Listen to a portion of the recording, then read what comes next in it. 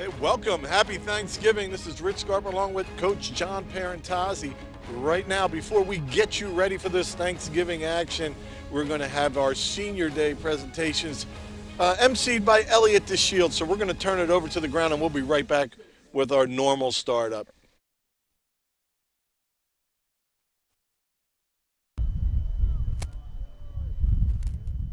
And the winner of the Chick-fil-A contest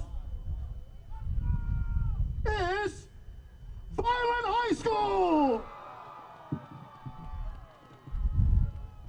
Congratulations again to Vineland. They get $500 from Chick-fil-A. And again, we thank Millville again for their participation in the contest.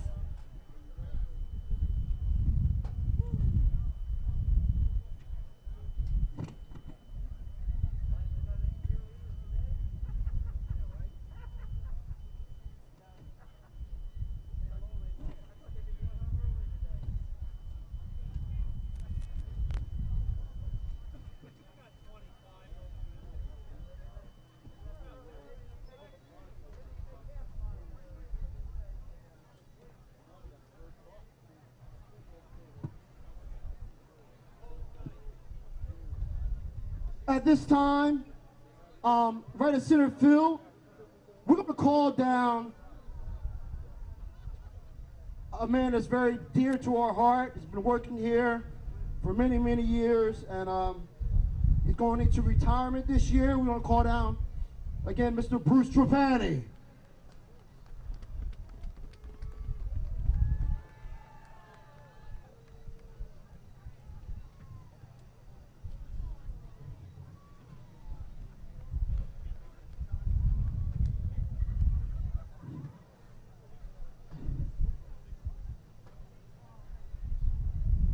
There he is, coming on the gator, Mr. Bruce Trapani. Now, Bruce is a 1983 graduate of Vineland High School. He was a member of our football team, started working for the Vineland Public Schools in 1986. He joined the athletic department in 1991. He was a member of the softball team coaching staff. During his time in the athletic department, Bruce was involved in many projects for the students, some of which included the creation of the baseball, softball, lacrosse, and soccer fields, the track reconstruction, tennis courts reconstruction, weight room construction, and the football field turf project. Bruce will retire in June after, get this, 33 years of service to the students of Vineland Public Schools.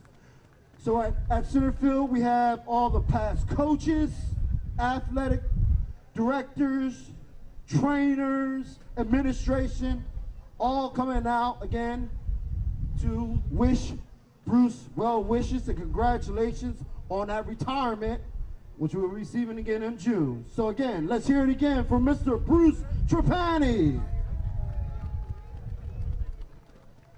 Bruce would also like to thank his wife, Linda, for the many years that she allowed him to go out and do the things that he does. We know it takes a great woman, okay, when a man's got all this work to do. So again, we thank you, Linda Trapani. And again, congratulations again to Mr. Bruce Trapani.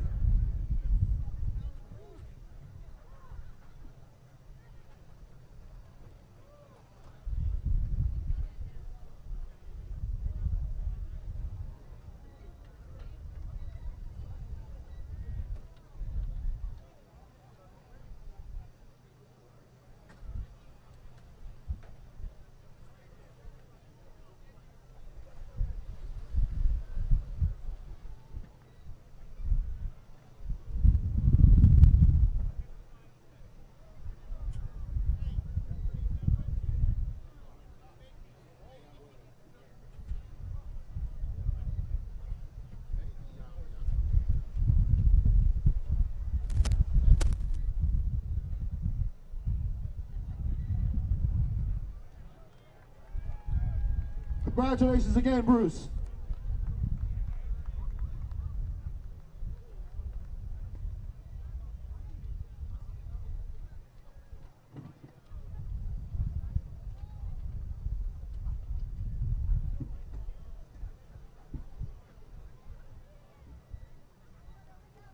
All right, and at this time, we will now present to you all of our senior football players and their parents and escorts who will be playing in their final game for Vineland High School. First, we have George Acosta, escorted by George and Erica Acosta.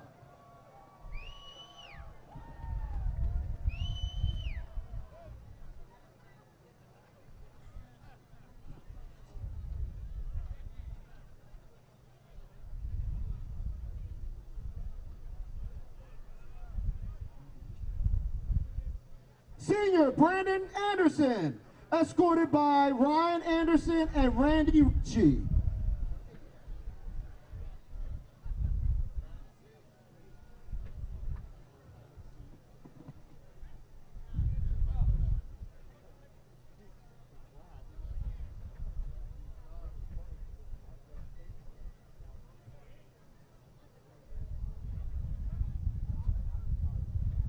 Senior Philip Blackwell, escorted by Phil and LaToya Blackwell.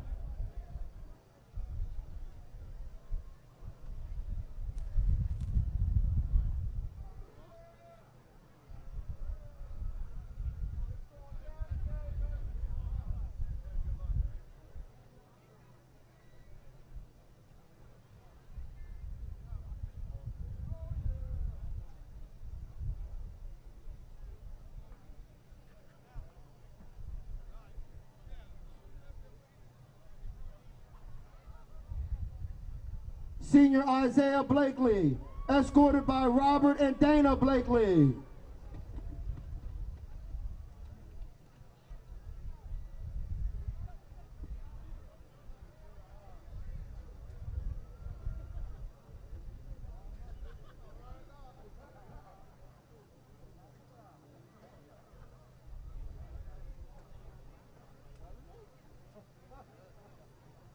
Yes, sir. Senior Mike Bachma, escorted by Mike and Janice Bachma.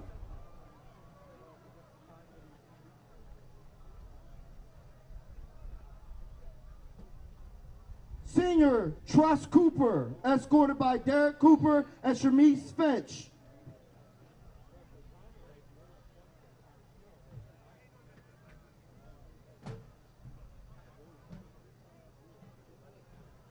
Senior JJ Delgado, escorted by OJ and Melissa Flores.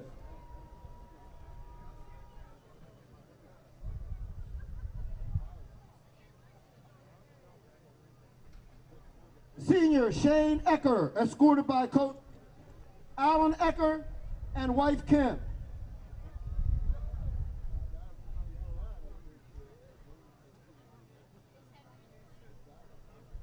Senior Storm Fields, escorted by Tiffany Fields and Tammy Ventura.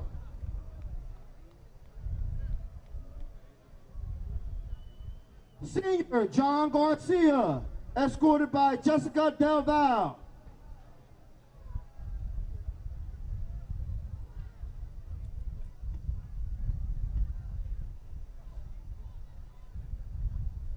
Senior Otis Harold, escorted by Otis Harold III and Aisha Bowman.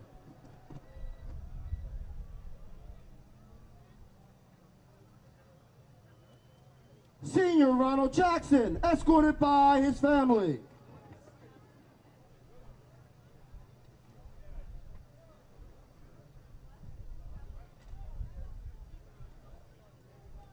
Senior Jameer Malloy, escorted by Tamisha Bailey and Elizabeth Chase.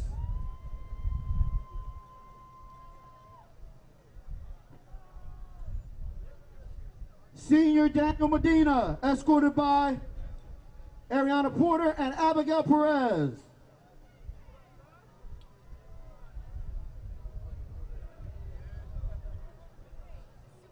Senior Anthony Reyes, escorted by Anthony Reyes Sr. and Ada Colon.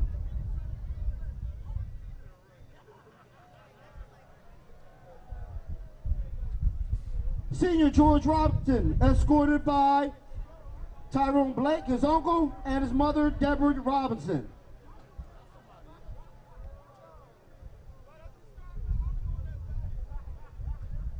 Senior Brandon Rodan, escorted by Megan Mortalite.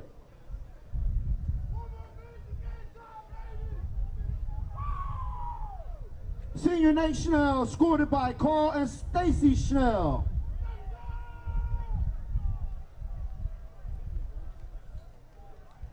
Senior DeAndre Kennedy Tall, escorted by Dana Tall and Marlene Kennedy.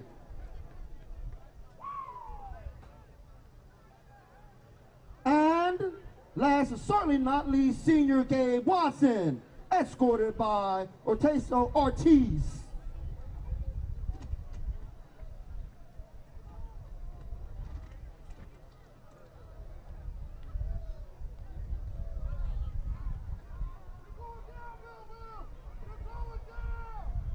Let's hear it again for all of our seniors and their parents and escorts.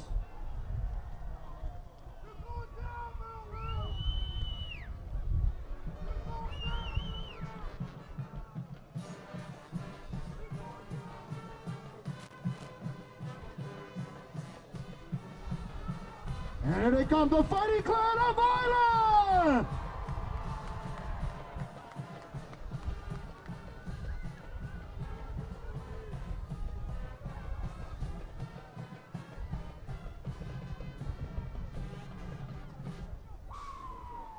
Welcome to Gatone Stadium on this chilly Thanksgiving of 2018 for the annual Turkey Day game between Vineland and Millville. This is the 147th game that we know of. Records back are a little shaky, but we now try to divulge into getting everything. Rise and remove your hats for the playing of our national anthem. We will be back in a second. Marching Clan.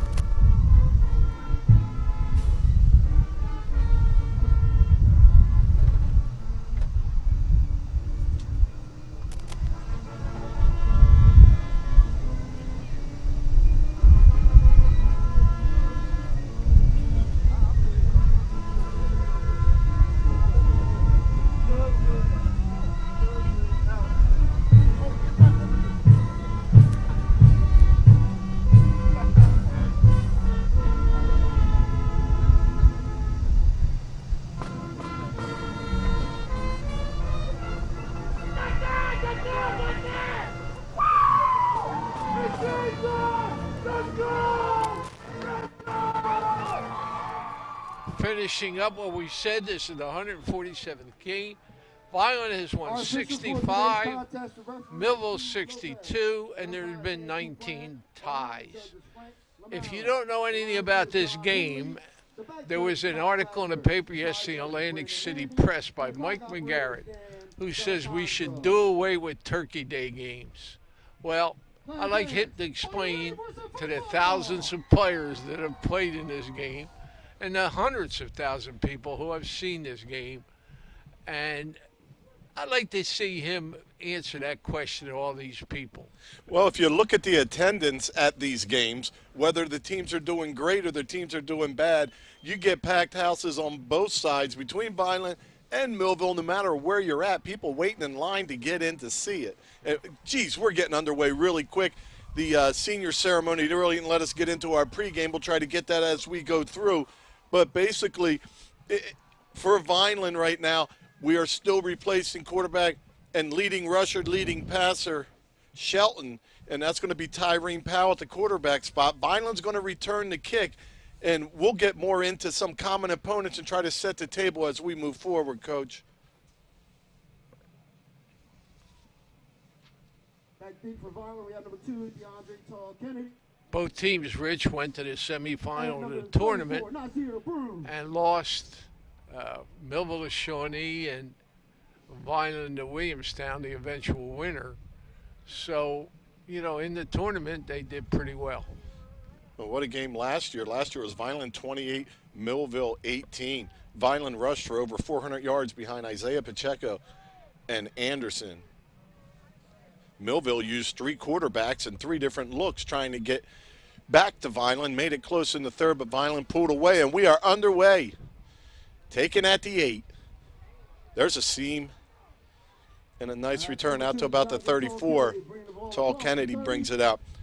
So some common opponents this year. St. Joe's beat Millville 34-6, beat Vineland 21-7. During the regular season, Williamstown over Vineland 24-7, over Millville 35-6. Millville did beat Timber Creek by 22, and Vineland lost by 14, and both teams shut out AC.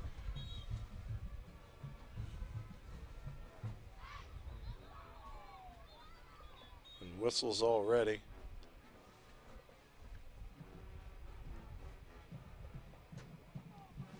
It's Something's wrong with the first down marker. Powell and Broom in the backfield as they sort that out. Hopefully they'll shorten it down to 9 yards. I'll take it. Instead of 10. Rich, as I told Jimmy Clay, who visited us, it was colder today inside than we were outside at Rancocas. How to throw it on first down. He has time. Now he has a lane to run. He's to the 30, 35, 40, 45, 50. And he crosses into Millville territory on the long run, and that was just wide open after the drop back. So for Vineland up front, that line has been hot and been cold, and the running game not able to get underway last week. Vineland's going to have to try to establish a little bit more of the run. That's a pretty good opening play, Rich. It's a nice way to almost like last year's when it was a 70-yard run by Anderson that set up our first score. But 1st and 10 in Millville territory, just that quick. And over the right side and into the open goes Broom. Oh my goodness, second play of the game. No flags on the field. Vineland touchdown. Nazir Broom as he slides over alongside of Powell, and he gets the snap and just goes himself. Boy, talk about a fast start. We are 25 seconds into this one, and the Fighting Clan on the board as Henry Garton jogs out to try to convert another extra point. Woo. Talking about a team, that Vineland team was held to -2 yards in the first half last week, and they pick up 65 in 2 plays. DeMarcus Rivers late checking in. It'll be Barry Turner with the hold, Bachma with the snap, and Henry Garton with the kick. Henry Garton, number 4 ranked kicker in the old Cape Atlantic. He has a 34-yard field goal to his credit this year. And that one's going to be blocked. So pressure from the outside, 6-0, Vineland. And we're going to get a look at that Millville offense. Millville offense is number 5 in the old Cape Atlantic League, averaging just under 28 points per game. Rich, that was a little wrinkle that we talked at 6 o'clock this morning, putting Broom at quarterback. The direct snap went to Broom, and he ran the same side as Powell did. And that's a little new wrinkle, I call it the Wildcat. Danny said, don't call it the Wildcat. Call it the Rooster. I said, okay. So they had a rooster set up. And, boy, he made that corner, and it was just nobody could catch him. Well, Medina up at center, Bachma and Eckert at guards. And Anderson, I believe, at the one tackle, and Dutra at the other. Roldan in there also. So Vineland's offensive line wins round 1 with 2 nice big runs. Now it's time for the defense, which will be tested by this Millville offense. Here's the most exciting play Vineland has, the kickoff, Rich. We squib it, we kick it. It's always an adventure. Well, we're going to get a look at Ed Jamison, who's the leading passer in the area. Fair catch called for and made at the 34. He's completed 60% of his passes for 1,485 yards, 19 TDs, only 5 interceptions, and has a 174 passer rating. Rich, he can flat out pass the ball. And this is a kid, a young man who is a first-year quarterback. He's never played football before. He played basketball for 3 years and then... Well, in high school. Yeah. Yeah, in high school. He played in the midget football. Oh, I But didn't yeah, know that. then gave it up for basketball. But anyway, also on the offensive side, you think, oh, it's all pass. No, they have Tex Thompson, who has over 1,000 yards on the season, averaging 6.4 a carry. And there's the first give up the middle. He's hit, but able to pull forward for a couple. So Thompson comes in with 10 touchdowns. Broom had 8 coming in, now has his 9th, but 18 passing touchdowns by Jamison, 10 rushing touchdowns by Thompson. The receivers are spread out all over the place where they really distribute the ball well. Number 4 and 5 ranked receivers Kyle Yancey and Deshaun Byers.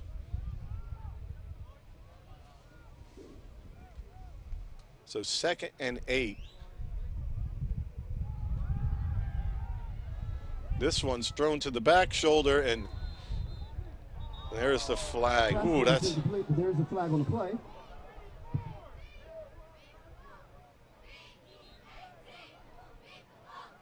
Oh, that was thrown by the side judge, Rich. It was not even thrown by the back judge. I think it hit the Vineland defender, but they may be saying he didn't have his head turned around. Most likely that's Nashawn Gregory. I see a 25 out there, not a 23. Probably just switched his jersey up. That looks like Nashawn. Wow. It's okay that they call that, and if they're going to call that tight, that's going to work both ways for both teams. But Millville will get the first down on the pass interference. Wow. Ball will be spotted at the bottom of 48. First and 10 for the Millville Thunderbolts.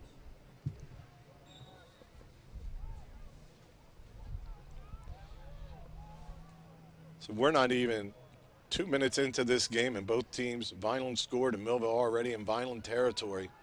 There's a late blitz up the middle. Gets picked up. Pass floated, incomplete. Pass it to number 1, Solomon DeShields, falls incomplete. So Jamison, the quarterback, as Coach mentioned, his first year playing some high school football, 5'11", 180.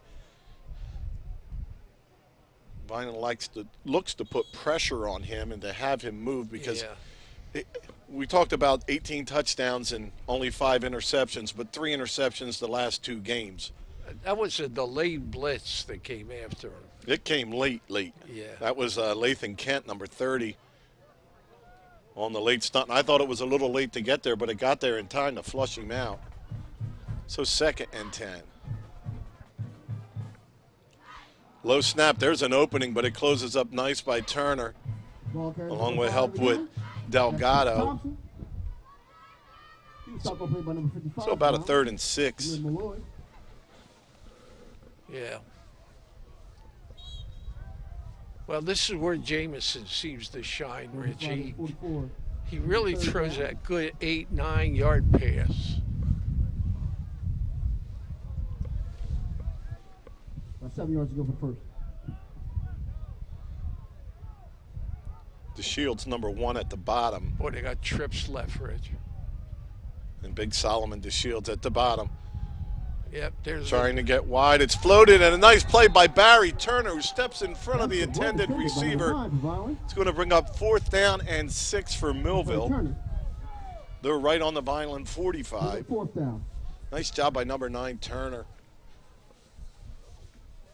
Well, that's one thing we talk about. Millville leading, I call it the league. I'm tired of saying Old Cape, but leading the area with his 18 touchdown passes. And as a team, Millville leading with 18 touchdown passes. But on the other side of that, the number 1 team defending touchdown passes is Vineland, who's only yielded 3 all year. Now the punt game's been a little weird. This is going to be a frozen ball too. Millville's punt game hasn't really excelled. And that's a low snap, and it's blocked. So Vineland's going to have it at the 45 on the block. It looked like Blakely got in there, the senior, and blocks the kick. Number 7, Blakely. Ball will be spotted at the 45. Boy, more special teams trouble for Millville.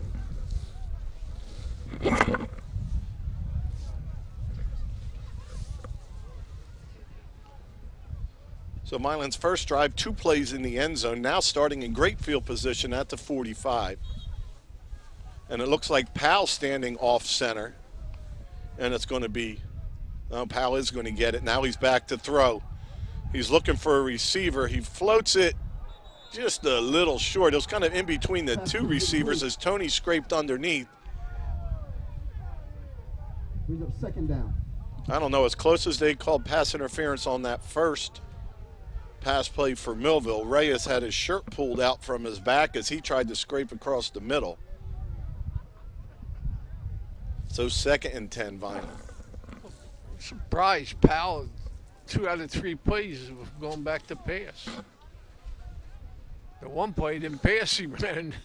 Yeah, it definitely was a pass, and then it just opened up for him.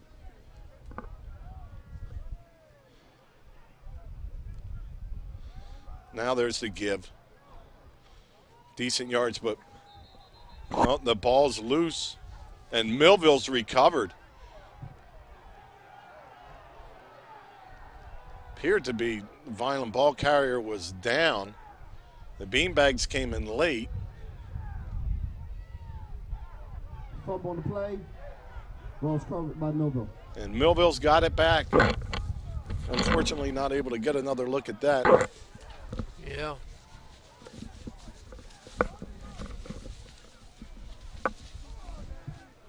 Vineland coach is not pleased with that call on the sideline.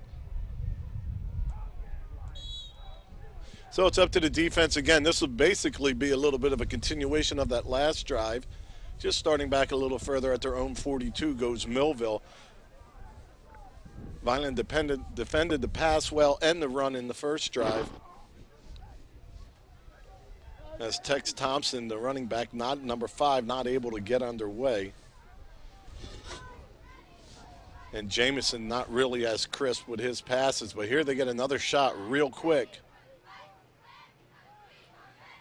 Give to Thompson, Reyes, Delgado, and of course running up inside, you're going to run into Robinson.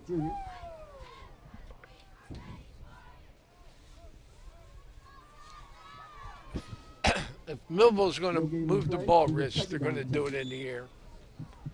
Well, you know, the other neat thing I saw watching Millville play, looking at their defense, they've kind of mimicked Vineland's 3-down lineman front that Coach Cliff Smith has brought in, and they're almost a clone of what Vineland does and how they line up.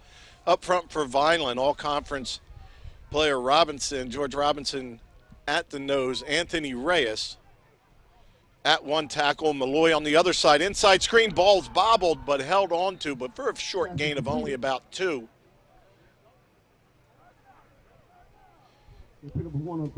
Boy, Jamison put some. Ball be spotted at the 43. He had some thunder on that pass. Well, that play looks nice when I was watching it on film, too. They're really hustling at full speed, receiving that as they turn up the field. Timing just a little off on that.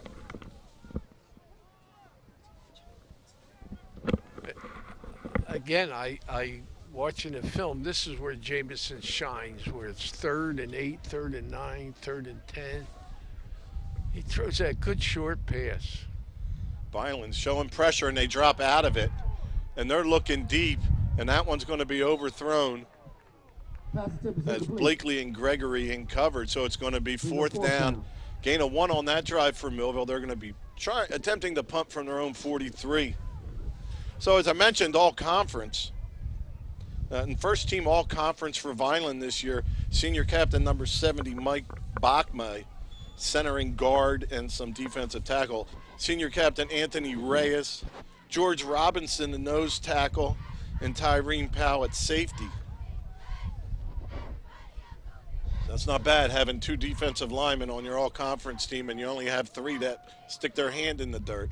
So nice job by Coach Guzman, the defensive line coach. This short ball is snapped, and this one's away high and short. Let's get out of the way.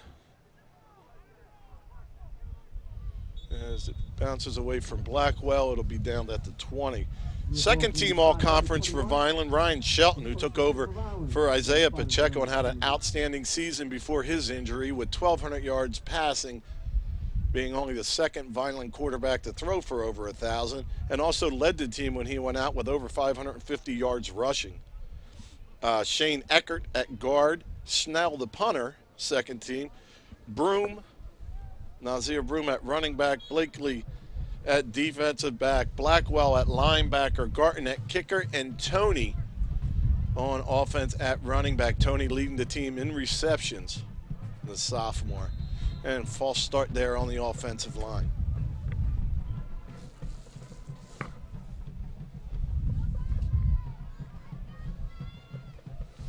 That's still going.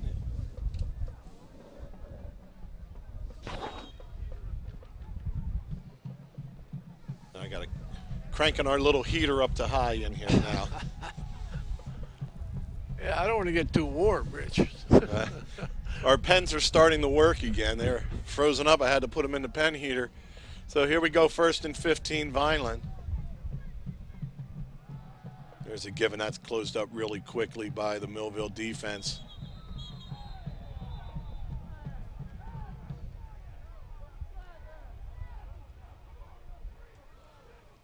Vineland fans hearing a whistle and not seeing the play stopped a little angry. Nice intro to today's game as we had some scenes from the bonfire last night. As both towns prepare for this game, it was a nice turnout at the bonfire last night. And thank you to today's crew. Tanner Bushman, Kayla Spire, Jordan Skarzinski, crew chiefs Doug Deal and Ryan Steinbaum, and executive producer of VPS TV is Gia Mascori, the school district's public information officer. 2nd and 15. Powell to throw. He's got one in the middle. And pass interference is called, and it certainly was. As there's the flag on the play.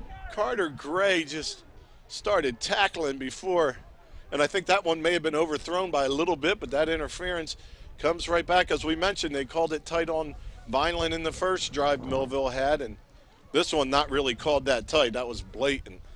As you heard the crowd go, ooh, because they just saw it. Yeah, that young man from Millville, and I caught his number 3.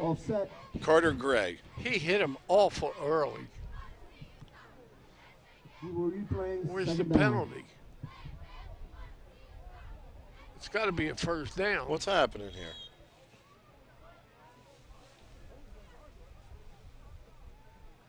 Offsetting penalties, possibly?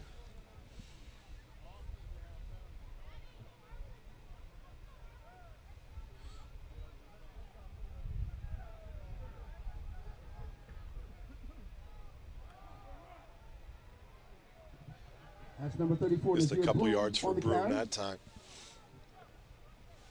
I don't understand that, Rich. There was no signal. I didn't see one. No, and it stayed 2nd down. The 3rd down. Only thing I can think is offsetting penalties to be the only reason you redo. So it was a hold on Vineland and the pass interference on Millville.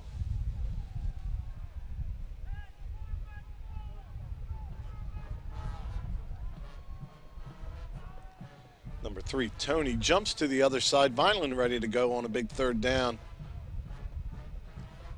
Powell rolls, pressure from behind. He floats it off the fingertips of Tony. Well, that's a shame. That was a well-run play.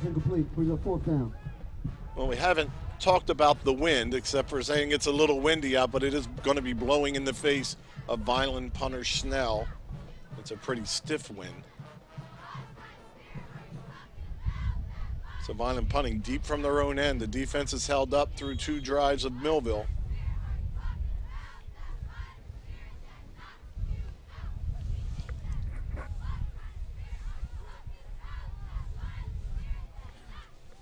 As I mentioned, Snell, 2nd team all-conference punter, doing it for the first time this year. This one should take a nice Vineland hop. And Bachma makes the stop, but Millville starting in good position at the Vineland 42-yard line. Nothing fun about punting a frozen football, Coach. I heard that noise and it reminded me as a kid hurting my foot. In Millville, ball be spotted Vineland's 42. So field position has swung in the favor of Millville. We're halfway through the first quarter. Vineland with the 6-0 lead on 2 quick plays.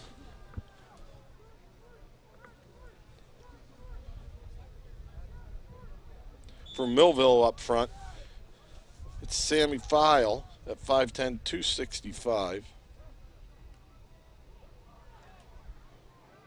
There's an opening there. DeShields leaps, picks up about 8 or 9. That's number 1, Solomon DeShields on the carry.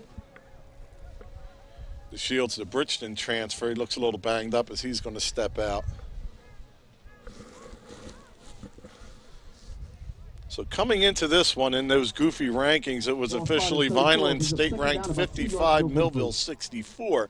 But yet local newspaper prognosticators, I've seen 4 picks and they all had Millville by about 6 to 8 points. So expecting a close game, but as you know, Millville and Vineland both have come into this as major underdogs and pulled it off. And as they say, you throw the records out the window, you certainly got to not take them as seriously because of the rivalry in this one. But Millville with a 2nd and short here, 2nd and 2. And to throw, looking deep, pressure on, floats it gets rid of it, actually does Jamison, which was a really nice play. Bought himself some time, dropped back, had no one open, and just floated it over the head of Leonard Williams.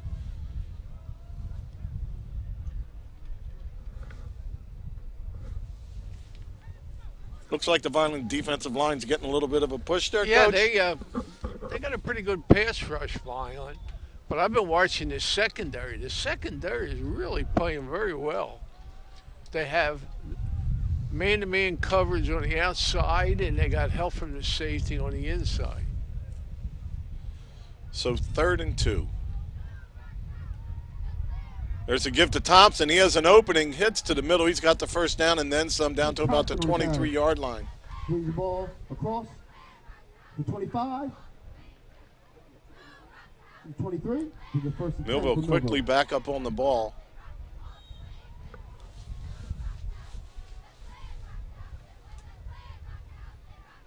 Thompson spins out of the first tackle and is going to pick up about 5 as he would have been dropped for a loss.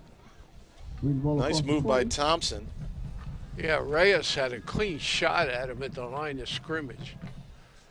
You said Thompson really wiggled out. Ball spotted at 19. 2nd down and 6 yards to go for the first.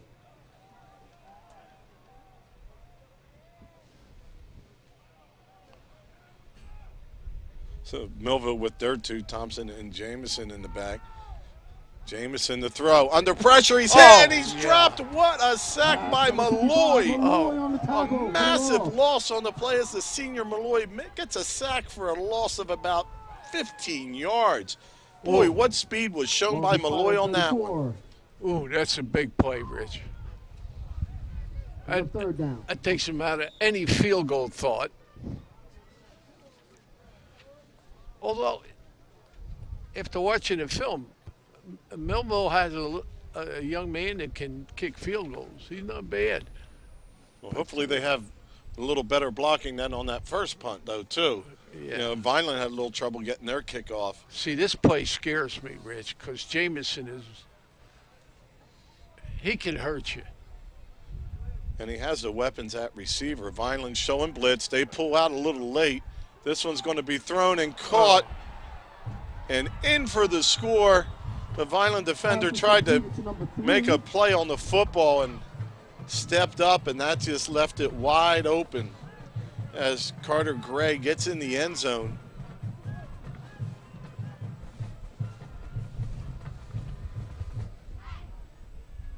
Yeah, I told you, Rich, it scared me. Yeah, just some flat coverage back there. They had a double receiver. They had one up short and one deep. And they threw over the short receiver to the deep one. I think the Vineland defender didn't think the ball was going to go that far because he tracked it the whole way, but it went over his head by about 8 yards into Gray's hands. Ooh, they're going for 2.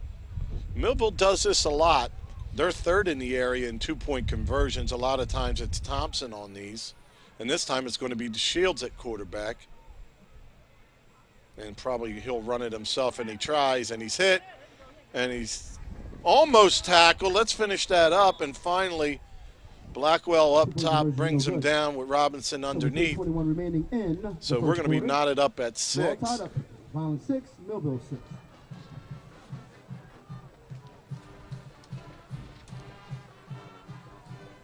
That was a pretty impressive drive by Millville. They took that big loss and just threw it out the door. And that was the one play that scares me with Jamison. They run good patterns, Rich. That was a short, long pattern on the same side. And just misread by the Vineland defender.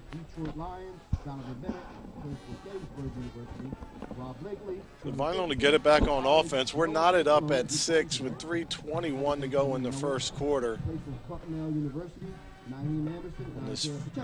Well, if it's the coldest Thanksgiving day in an eon or on recorded history, it's got to be the coldest Thanksgiving Day game here, Coach. And we've got a win to add to that. Rich, I don't remember.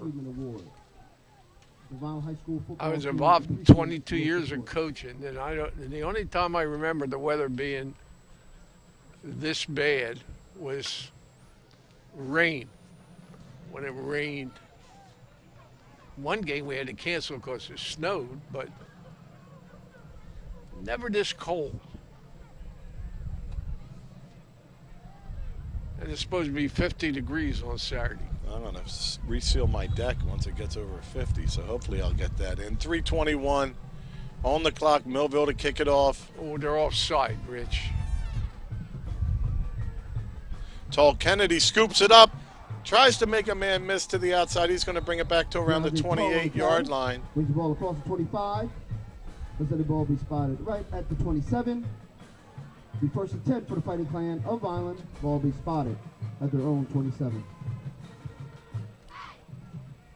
So Powell has thrown it a lot, and now the wind has changed and picked up. It's blowing right towards the home bleachers.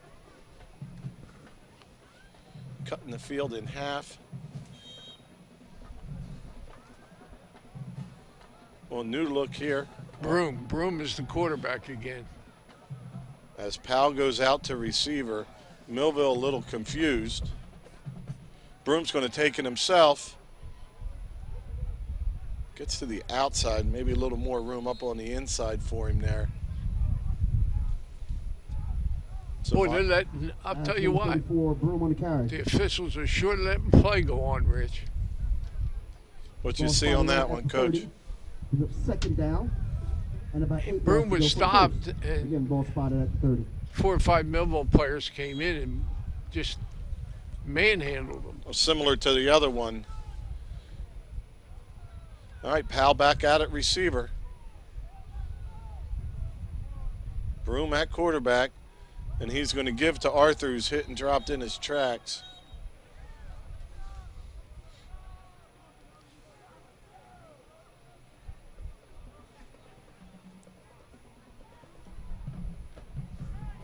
Ball spot at 26. Brings up third down. And about 12 yards to go for the first. Powell's back at quarterback, Rich.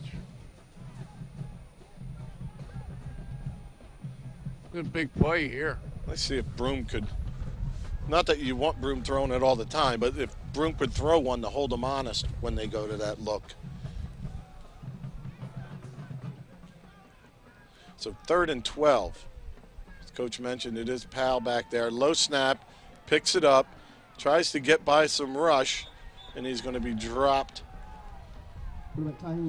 Yeah, that snap just kind of set the whole play back as Powell to take his eyes from the rush and bend over to pick it up. So Vineland moves backwards on that drive. Whoa. 4th and a country mile now. He's on 4th down.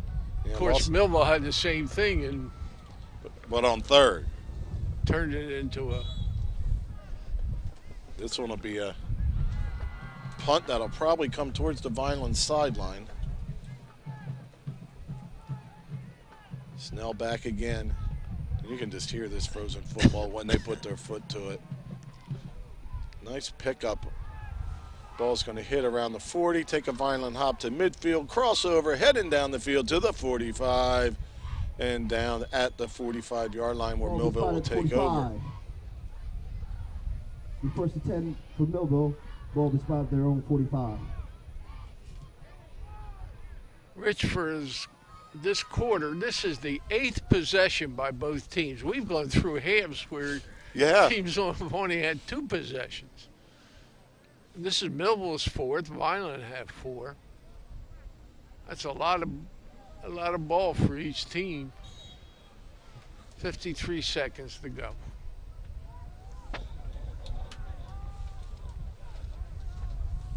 You think Millville didn't find something in our secondary?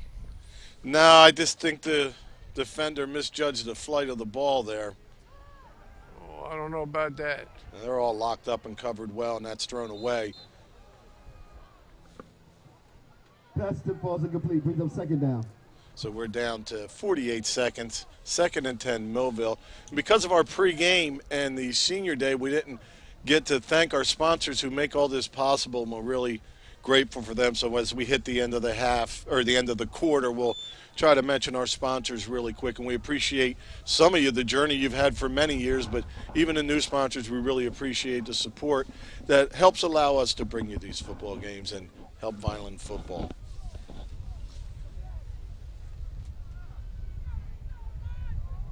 It's one thing in a passing game, we watched it on Monday night. One guy slips and that could be 6. So a lot more dangerous than the rush. Back to pass, pressure. Now there's the opening for Jamison. Makes a couple people miss before he gets out of bounds. Jamison Jr. And the flag does come in. The official standing there didn't think it was too bad. But the back officials, the Vineland player standing on the out of bounds line after. No, that was Millville, late hit. Yeah, the Vineland player was standing on the out of bounds line after the Millville player had gone out and got hit by another player. What? Oh, okay. He pointed the wrong way for a second. I got nervous there. Personal foul call against Millville. Yeah, Millville's been the little bit more physical, chirpy team with a couple, not late hits, but playing to the extent as far as you can on the whistle and looking for those extra shots to take.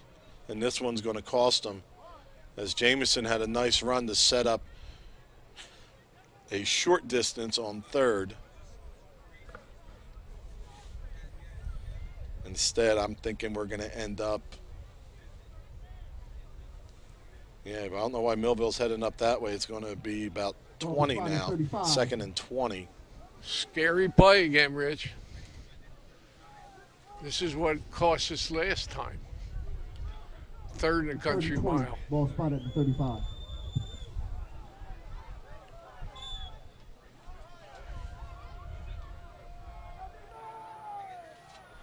Big pressure.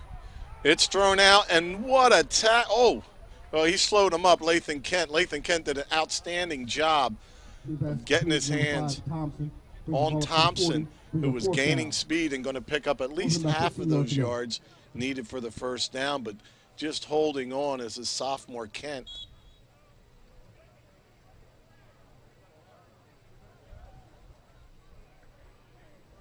Kent, Delgado, Blakely, and Tyrene Powell at the linebacker spots as Kent just checks out right now because it's time to punt.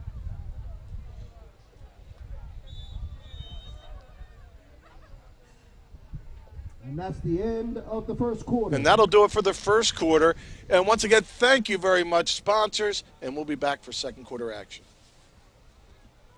The Red and Gray Gridiron Club would like to thank the following sponsors for their support of Vineland High School football team this season. Sir Speedy, Reconstructive Orthopedics, Ducharmes, the Greenview Inn at Eastland Golf Course, Newfield National Bank, Larry's 2 Restaurant and Caters, Allen Associates, Delsey ShopRite, Bella Limousine, Medio Law Firm, The Claridge, a Radisson Hotel, Technid Consulting, Vineland Education Association, Begal University, Manny and Vic's Pizzeria and Restaurant, MVP Sports Bar, Richling Carpet and Flooring, GNS Dry Cleaners, Carluzzo and Teresi Petroleum Transporters, Bondi Insurance Agency, Dr. Gorson General and Cosmetic Dentistry, Baruffi Brothers, Beretta Plumbing, Heating and Cooling, Luciano Medical, Van Dodge, and Homestead Plumbing and Heating. The Vineland High School football team and coaches thank everyone for their support on and off the field and look forward to another successful season. So as we're ready for the second quarter to get underway, it will be Millville with a 4th and 15. Back to punt. And Tony back to return. Pressure on, the kick's away, but it's short. Takes a little bit of a Millville hop, but Vineland going to take over in great field position at the 43, and the wind is swirling a little bit. Right now it's right at Vineland's back. So Vineland will have the wind at their back on this drive. Can't tell you for the whole quarter because it's kind of kicking. It's coming out of the west and then kind of going northwest. This is our 5th possession, Rich, and except for the first drive where we had 2 exceptional plays, we haven't shown much offense after that. No, it's been a little struggle at finding some rhythm to it. It's Powell and Broom back there.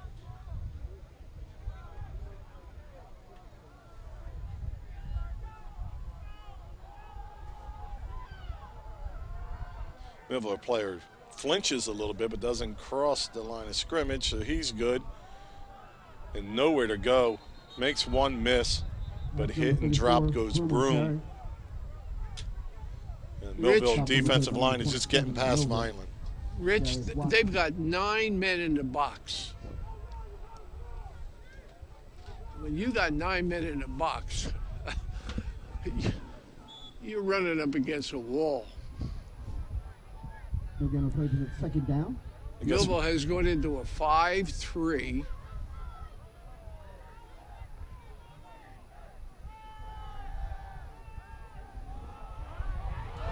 Oh, and just overthrown on Tony. There is a flag on the field, though. Flag on the play.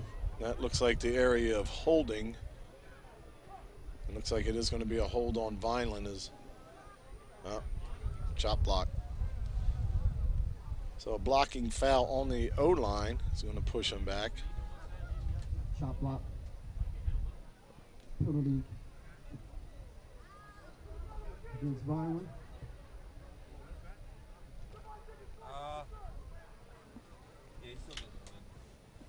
I don't think the officials have a feel on how this one's. I don't think they're in conjunction on a lot of things. Probably certainly was a foul on that, but some of it they're letting go, some of it they're not. Yeah. Some of the guys are letting it go, some of the guys are calling it. So everybody's just looking to get underway here. But that's a massive loss because of where the play happened at. Wow. So the first down is at the 48 of Millville, and they're at their own 25. So 27, 2nd and 27.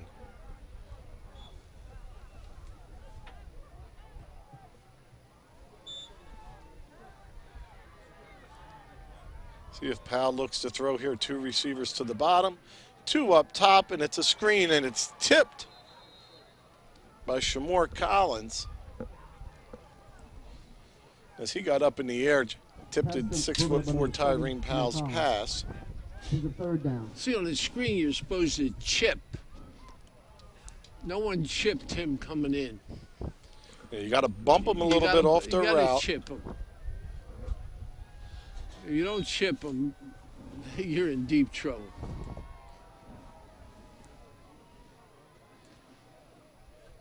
So 3rd and 27 as the offense has got it going, and now it's kind of been a little bit of a quagmire, but with Millville owning field position these last few drives. Broom at quarterback, it looks. Nope, it's going to go to Powell. And Powell's hit as he throws it over the head of Reyes. No flags on the field. Vineland Snell will be punting as the wind changes just a little bit and will be coming towards the right end zone.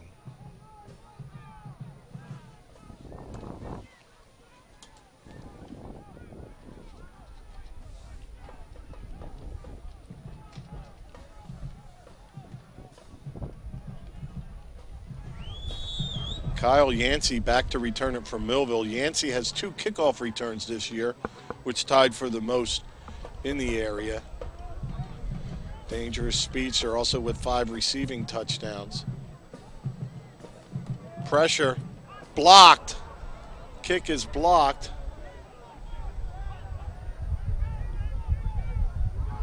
Partially blocked on the play. Block kick. Fortunately, Snell got enough on it to keep it moving up the field. So at the Vineland 44-yard line, Millville will take over. The special teams have struggled for both teams. And we've seen that before. Snell under a lot of pressure quite often this year.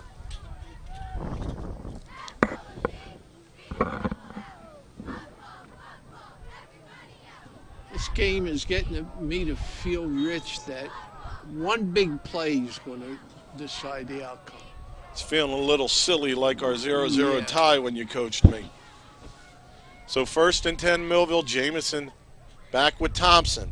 Thompson tries to get to the outside. Turner steps up, makes the hit. Delgado finishes it off. What looked like it could have been a decent game. That's 1 yard for Tex Thompson. Ball carries number 20. That's Asmir Hayes. Stopped on the play by number 9.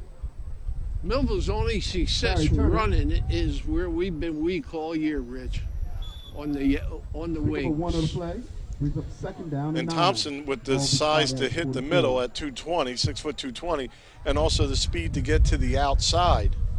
Thompson averaging 6.4 yards a carry this season with his 10 rushing touchdowns. Jamison the pass. Edge is set. Pass is thrown complete and a big hit. Tall Kennedy comes up and makes the stop. Cartier Gray, he was stopped on the play by number 2, DeAndre Tall Kennedy. So Gray with the reception. Gray had the touchdown earlier too. Kennedy breaks on it as it's thrown in front of him, delivers a shot. So looks like 3rd and 5. Third, about 6 yards to go for the first ball. Be spotted at the 39 of Vineland. Could be 2-down territory for Millville here as we keep checking that flag. It's been kind of strange. Now the wind has died down significantly.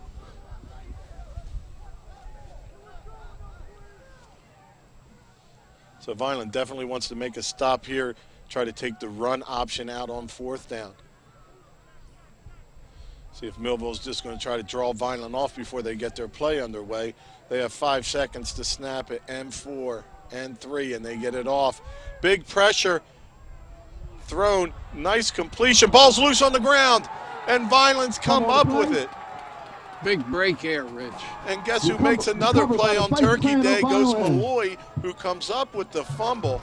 Malloy now with a sack loss of about 15. The senior, number 55, having a nice day there as the screen goes good to Millville. And jumping after the 1st down, trying to get a few more yards. The ball comes out. Vineland gets the turnover. So we've both fumbled, Vineland's offense and Millville. So Vineland takes over at their own 31.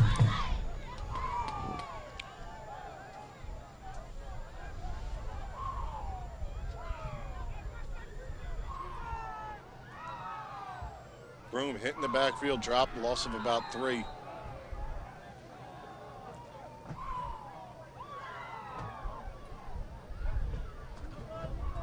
Taking a long time to unpile over there.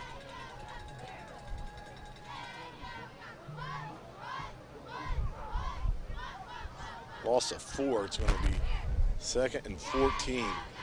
Ball spotted at 27. Vineland tried to get behind that left side of the offensive line. That was successful early, but As coaches mentioned, Millville just really stacking their players. Boy, There's nobody more than 5 yards back off the ball right now.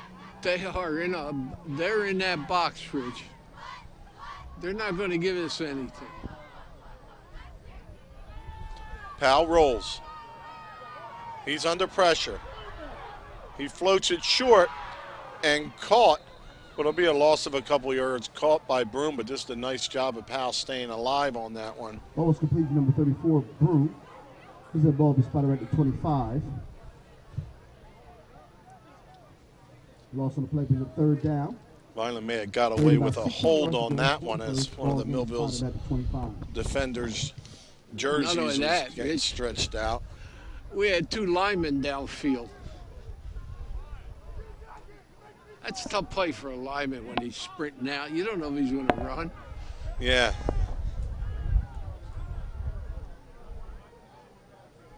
That play took a long time. So 3rd and long. Powell to throw. He throws it. Reyes not able to come up with a little short to Reyes. A little over Broom. 4th down. So Vineland to punt it back.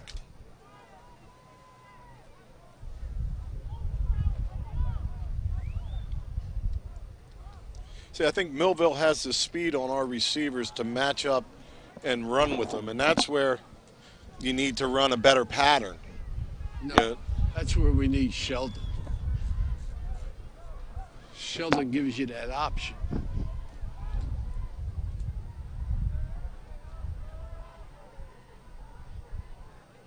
Low snap. Snell somehow gets rid of it. It's going to hop out of bounds at the 42.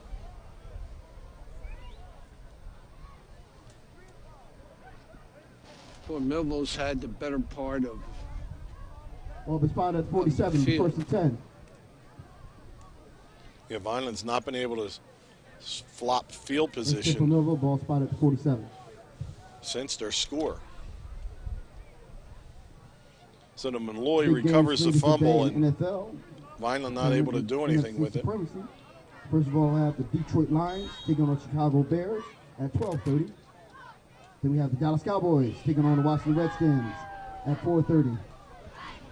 And at 8:20 this evening, the New Orleans Saints takes on the Atlanta Falcons.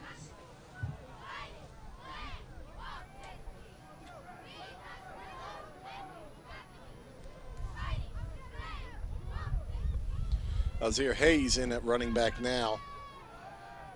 He picks up Reyes, and the ball is tipped and dropped. Falls incomplete. Brings up Barry second down. Turner on the spot to make the hit, but incomplete.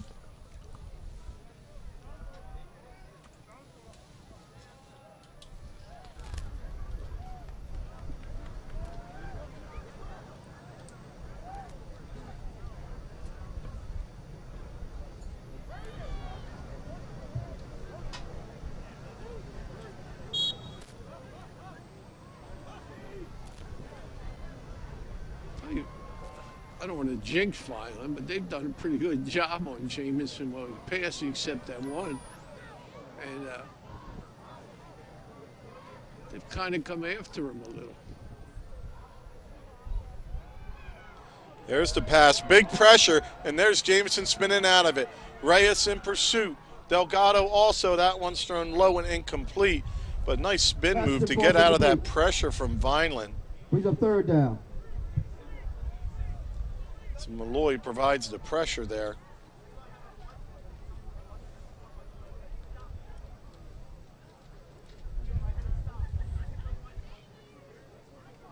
Oh, that'd have been a great sack here. That'd have put him way out of territory.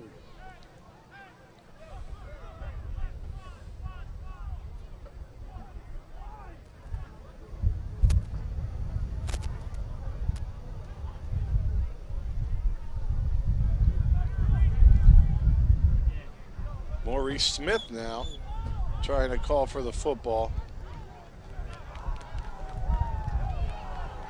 And the procedure penalty is Maurice Smith was in at quarterback alongside of him. Ball start, Millville. Jose Hayes. The shield's still in there. Ball spotted 48. But Thompson not in for Millville. And Jamison, now I think that's him coming back in. Yeah. He was over getting a play, Rich. I don't think he was in that last one, though. That's why they had the false start. It was number 8 at the quarterback spot, but some reason he was out the last play. And there's the give to Hayes, trying to get to the outside. He breaks a tackle, he breaks another before the Vineland swarming defense brings him down for a big loss on the play, but he did a nice job just getting that far with it. He's up 4th down. He's also played with a 4th down. And Millville will have to punt it back as the defenses have been dominating. This is going to be, if we get the ball, it'll be our 7th possession with still half a period to go. Man, that's a lot of possessions. Well, the defense is getting those 3 and outs back and forth all over this. Kick is away. Takes a nice Millville hop, so we're going to keep that same field position as Vineland will take over at their own 24. At the 24, be first and 10.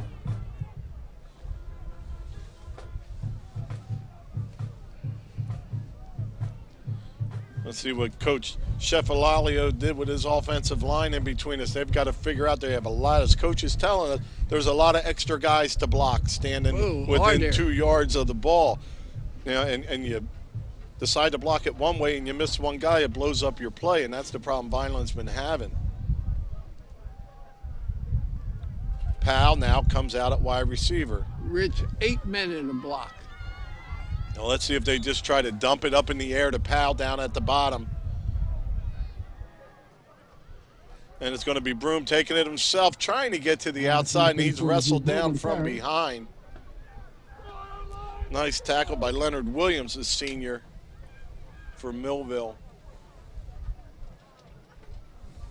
He was stopped by number 1, Solomon. Well, maybe this is where offensive coordinator Volpe and Coach Russo are going to just throw Tyreme out there once in a while and then float that ball to him. Right now, they've not thrown the ball when Powell wasn't in there. Powell's the only one to throw the ball as he jumps to the other side as Broom is at quarterback with Arthur alongside. Oh, it's a bad snap. Broom picks it up. He's going to be hit and dropped at about the 4-yard line.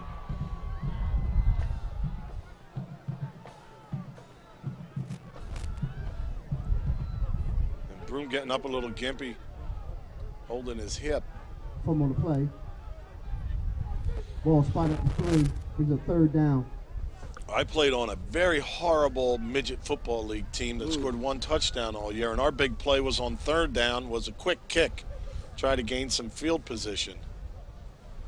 Wouldn't be a bad time. I think you'd trade 45 yards for this. As we've got to get to the 34-yard line. Vineland calls timeout.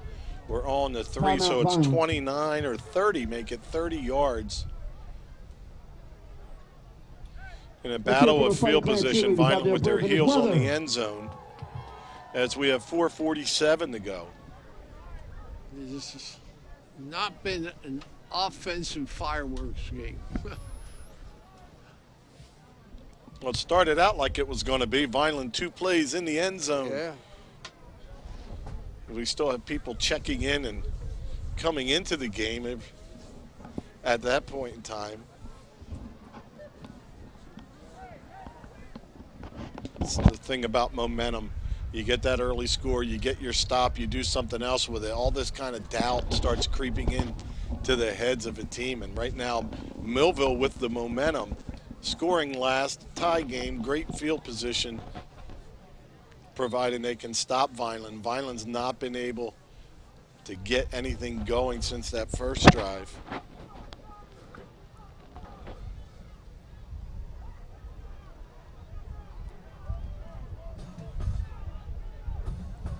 I'd be worried about his safety here, Rich. Yeah, I'm keeping Powell in there, and we're just running right off the tight end's butt and trying to get 4 yards and give this thing back. Let's see if Vineland has the same idea. No, Powell's going to throw it in the end zone, floats it to Comrade Jackson, who's tackled before he can get loose, but he picks up about 8 yards on the play.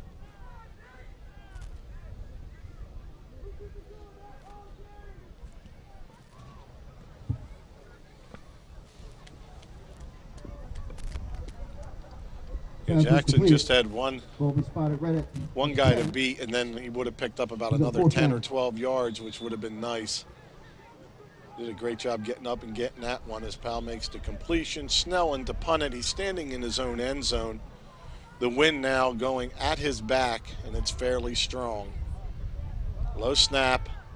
Snell gets it away. Good job. And it's angled away from Millville. Good job. And it's touched and tipped and out of bounds. Oh, excellent. That's a great job. Ball spotted right at the 40. Boy, Snell gets it up there, gets it with the wind, and has it take a nice drive. So that negative plays on Vineland's offense really negated by the second-team all-conference punter Snell, who angles it away, and Millville not able to get to it. Just when you think the offenses may need to help with that great starting field position, Vineland makes a big special teams play there off the foot of Snell and blocking up front. You know, it's a low snap. It took him a little while to come up with it. This is Millville's 7th possession.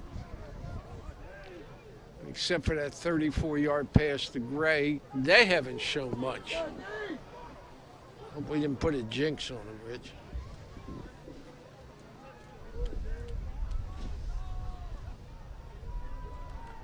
Thompson with it. He's hit right away by Reyes, and Delgado comes up and helps him out with a couple others on the bottom of that one.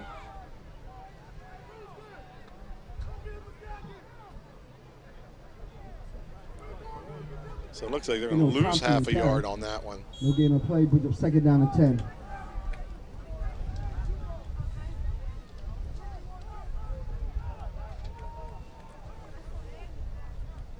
Three years ago, we had 84 points in this game. We had about 50 the year after. Last year, a little bit down. It was about 46 points.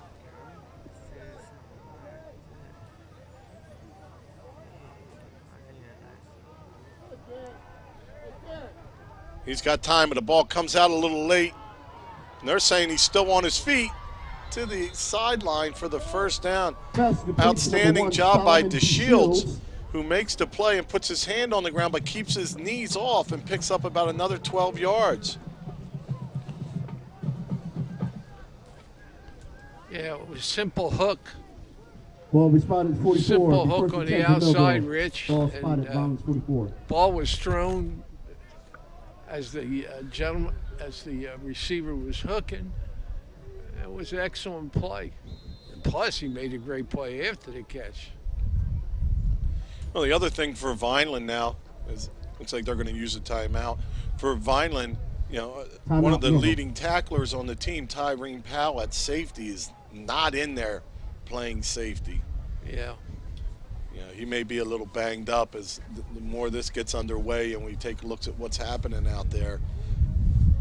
Now, that last reception by Solomon DeShields, Jr. at 6'2", 215, you know, he looks like somebody that next year for Millville, not that he hasn't had a good season now, is going to be able to do a lot of things as he has the size and the speed, and we saw the athletic ability on that last play. He's going to really make an impact for them and look to him to play at the next level.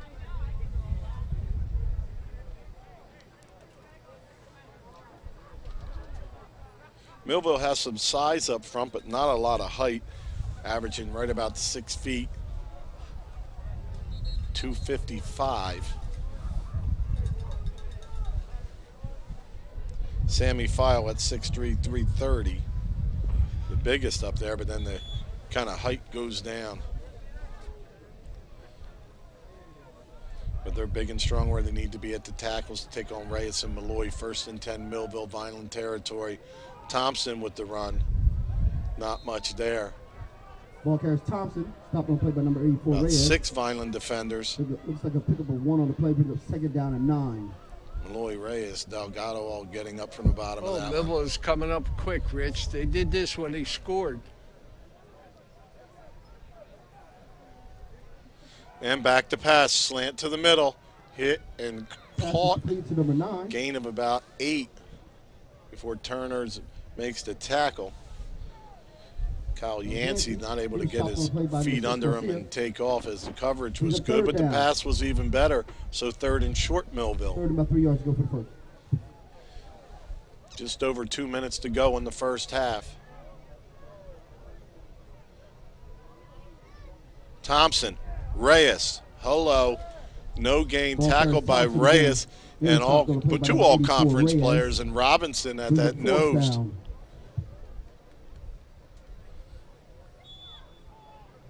So 4th down, Millville will probably go for it here. They've had the field position advantage throughout this first half, and they really wouldn't be giving much away if they didn't get it.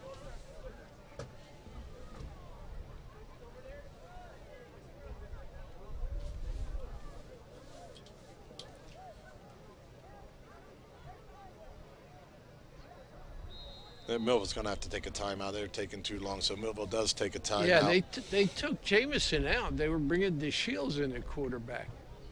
Well, DeShields has been going over and running the plays a lot today. And last time they did that, it was Maurice Smith in there at quarterback, the junior. And Maurice, I believe, was on the field for that one. So it's kind of like if Jamison's not in, the plays are run in by DeShields. Right. Which is the way you always did it with a receiver. Yep. Don't tax the quarterback, making him run. No. Plus you get a 12th starter. Exactly. There are a lot of good things happen. I used to always like when the few years where it was just platoon, you're either offense or defensive player, that you had time to coach up and talk about what's happening on the field. Yep. The position coaches would sit, with people going both ways. I mean, it's great and you love it, but you don't have that time for feedback and input from the players. So 4th down, Millville's going to go for it, and coach is right as it's DeShields in at the quarterback position. He loads up a lot of blocking to the top, and he runs through the middle, and he's got the first down as he's tough to bring down, but there is a flag on the field back at the 39-yard line. Flag on the play. Thinking procedure on Millville, because they had a lot of moving pieces on that. I think the young man in motion broke too soon. He was coming towards the line. So it is on Millville. This one, they call that illegal shift when they do that. Yeah, you can't break to the line till the ball's snapped. You can go in motion. Unless you're in the XFL. Did you ever see that thing? Yes. Where they, or in Canadian football, right? You can. Yeah, they're allowed one receiver to go over the line of scrimmage. Mm-hmm. That's amazing. Well, too often that illegal shift, as it's called, isn't called. As you watch people, I can remember when we went in motion, we always angled back just a little bit so we didn't go forward. But they kind of let them get away with a little forward at times nowadays. So I used to bug out all the time on that motion where you go behind the quarterback. They're kind of arcing towards the line. So 4th down, and Millville's still going to go for it. Vineland's going to take a timeout with 58 seconds. We have no receiver. Takes timeout. As Coach Cliff Smith's going to get the defense ready to defend this 4th down. This Vineland's defense, probably their last play of this. Maybe that's not a bad idea, Rich. Don't have anybody back here. Let the half run out. Well, they're going for it now. No, they had their punter in. Well, they did? Yeah. I must have just looked at the 2 up backs thinking they were them and not seen them behind. We called timeout because we had nobody back to receive it.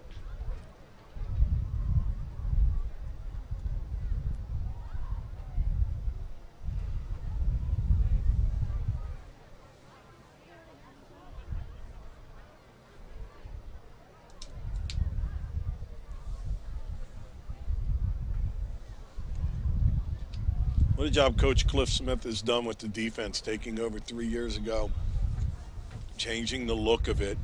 As we've mentioned before, national champ with Syracuse. Played for the Browns and the Redskins in the NFL, and then some arena football. Oh, they are going for it, Rich.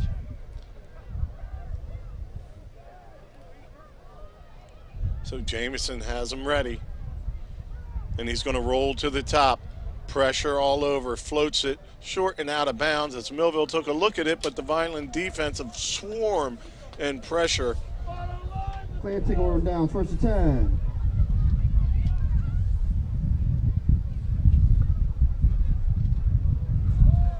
Ooh, that's surprise. Well, not much time. That wasn't a bad decision. Ball spot at the 41. Yeah, you got to think he wasn't planning on falling back that far, that it was just the pressure that kind of blew up that play as Vineland attacked the right spot at the right time there. All right, so right now I take Pal and I put him at the bottom, make it look like I'm running Broom or Arthur through the middle, and I float it to Pal down the sideline, but Pal's in at quarterback right here, 53 seconds to go. Both teams have one timeout left. Pal to throw it. He's got a little out. Now he's looking for the up part. Makes a couple people miss, and now he's hit and dropped.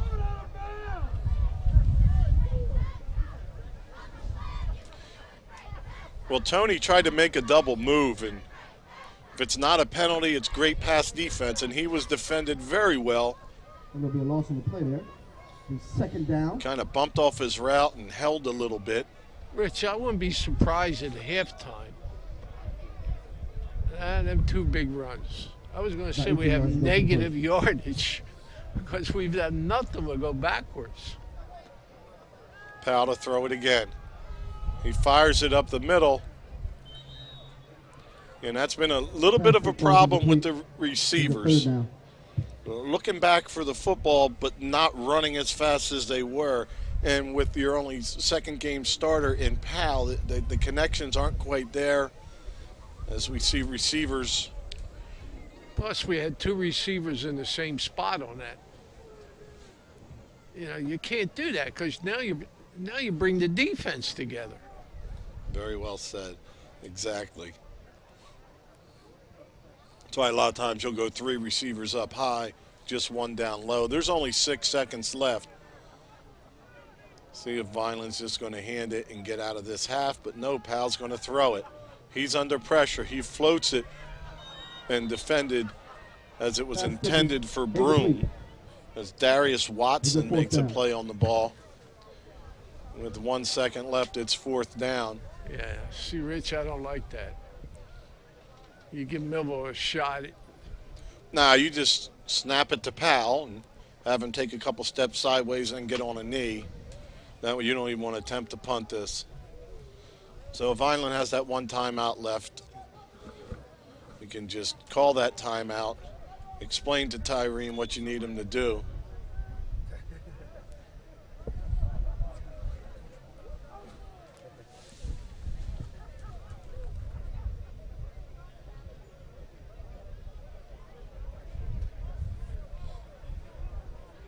So Powell's just going to catch it.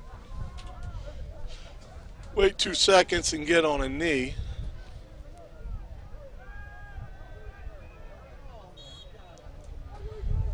And that's the end of the first half. So that'll do it for the first half, Coach. Boy, you got a ton of possessions, but not a lot happening on them to talk about. What do you got? Well, Vineland had 8 possessions, except for the very first one where Broom ran 49 yards for a touchdown. The kick was no good. That's been our only show of offense, Rich. We've had we'd had a pump blocked, we punted, we fumbled. So in 8 possessions, we were successful on 1. Millville's had it 7 times with better field position each time, and on a 30-yard, 4-yard pass on their third possession to Gray in the end zone at the 3:21 mark, 6-6, they went for 2, and it was no good. They continued to have the ball. They had a fumble in the second quarter, and Rich, it's just been a battle. I guess you could call it reverse offense. Every team, no one has gone. Just a reminder to get to all the bands. I don't know how many first downs were in that. You'll get the stat. Yeah, and the other thing is Millville came into this game averaging over 28 points a game. So the Vineland defense is doing an outstanding job, just looking for a little bit more out of that offense. We're going to thank our sponsors as we get ready for the Vineland Marching Clan to take the field at halftime. Happy Thanksgiving. We'll be back for the third.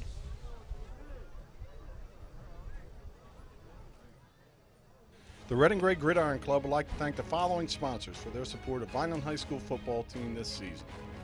Sir Speedy, Reconstructive Orthopedics, Ducharmes, the Greenview Inn at Eastland Golf Course, Newfield National Bank, Larry's 2 Restaurant and Caters, Allen Associates, Delsey ShopRite, Bella Limousine, Medio Law Firm, The Claridge, a Radisson Hotel, Technid Consulting, Vineland Education Association, Begal University, Manny and Vic's Pizzeria and Restaurant, MVP Sports Bar, Richling Carpet and Flooring, GNS Dry Cleaners, Carluzzo and Teresi Petroleum Transporters, Bondi Insurance Agency, Dr. Gorson General and Cosmetic Dentistry, Baruffi Brothers, Beretta Plumbing, Heating and Cooling, Luciano Medical, Van Dodge, and Homestead Plumbing and Heating.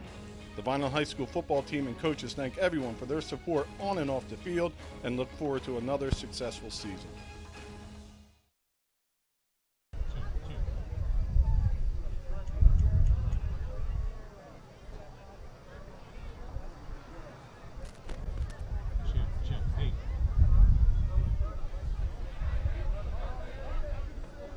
Clan fans, now entering the field for your listening and viewing pleasure is the 2018-2019 edition of the Vineland High School Marching Clan.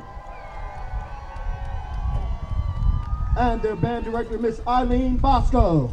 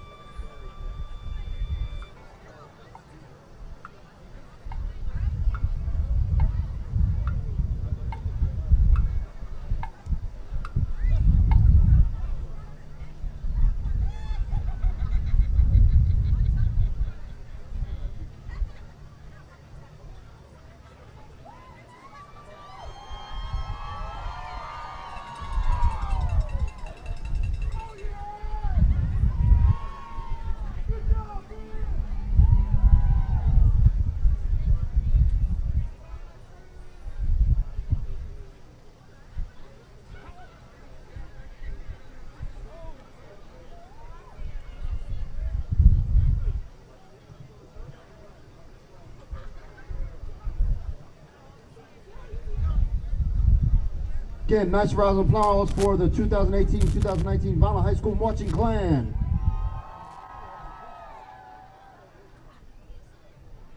At this time, we'd like to introduce our senior band members and their parents.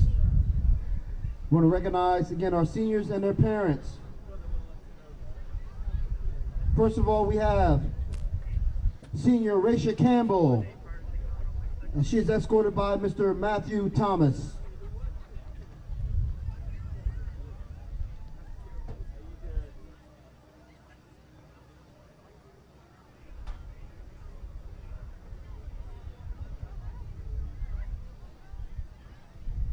Again, that's Senior Raisha Campbell, escorted by Mr. Matthew Thomas.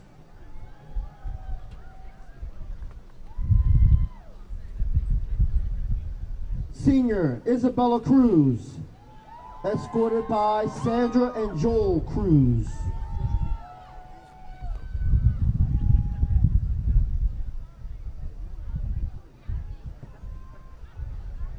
Carly Diarigo, escorted by Peter and Carrie Diarigo.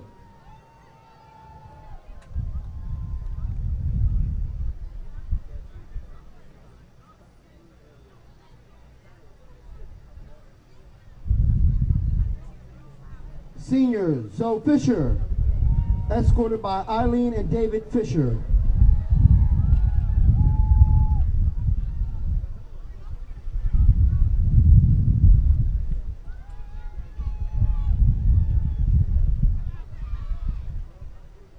Senior Josiah Gonzalez, escorted by Mary Lou Gonzalez.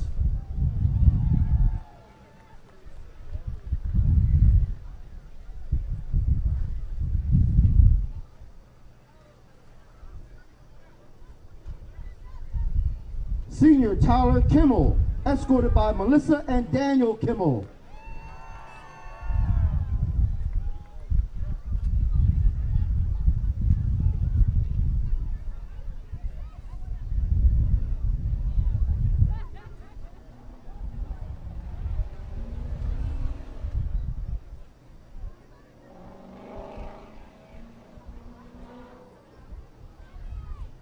Senior Justin Locke, escorted by Dawn Locke.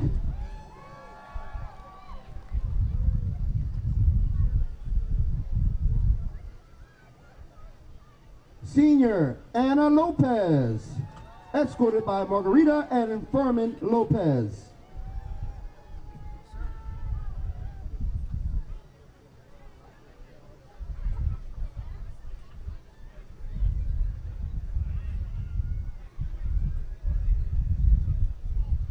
Senior Joel Lopez, escorted by Leocadia Geronimo and Aisla Geronimo.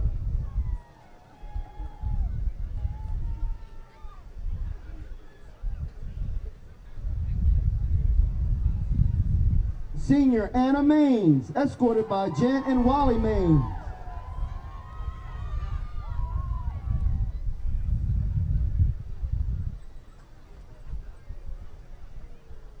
Senior Daniel Malone, escorted by Mr. Eric Sikorsky.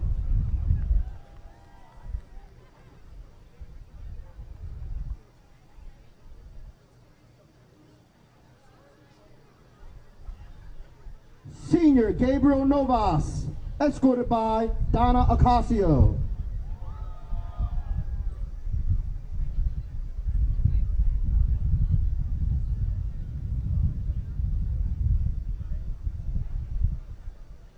Senior Samuel Nunez, escorted by Felix Nunez.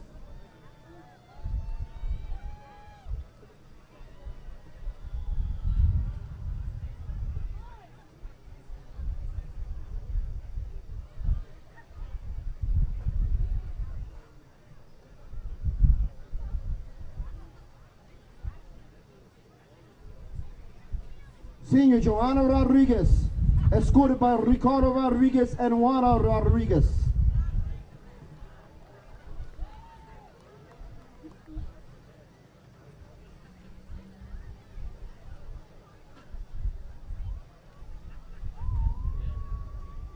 Senior Patrick St. Jean, escorted by Miss Eileen Bosco.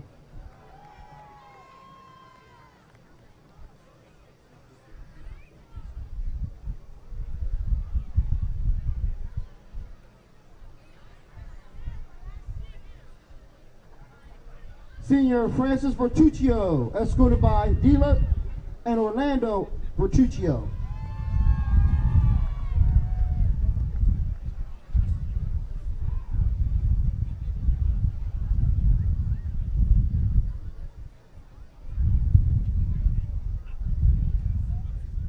Senior Kiara Webster, escorted by Sherry and Luke Webster.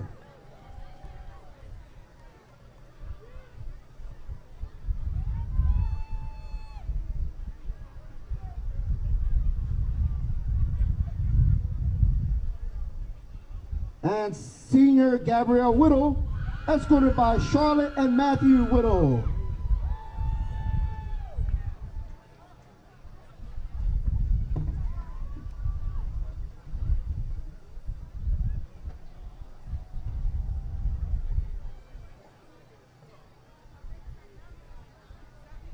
And at this time, we want to introduce you our senior cheerleaders. We'll have a couple. Senior Siani Cross, escorted by her mother, Jean Pierce, and her brother, Rooney Cross.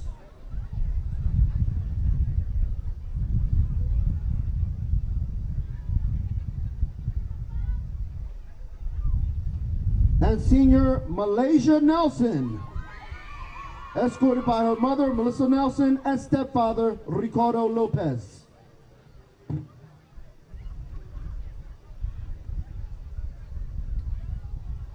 Let's have a nice round of applause for all of our senior band members and cheerleaders and their parents and escorts.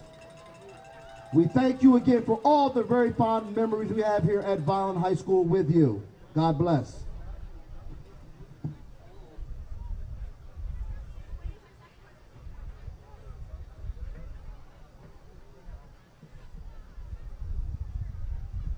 We have 2 cars parked in the main parking lot out there. You're blocking the entrance. It's a gray Sentra, a Nissan Sentra, gray. License plate number P85 KGL.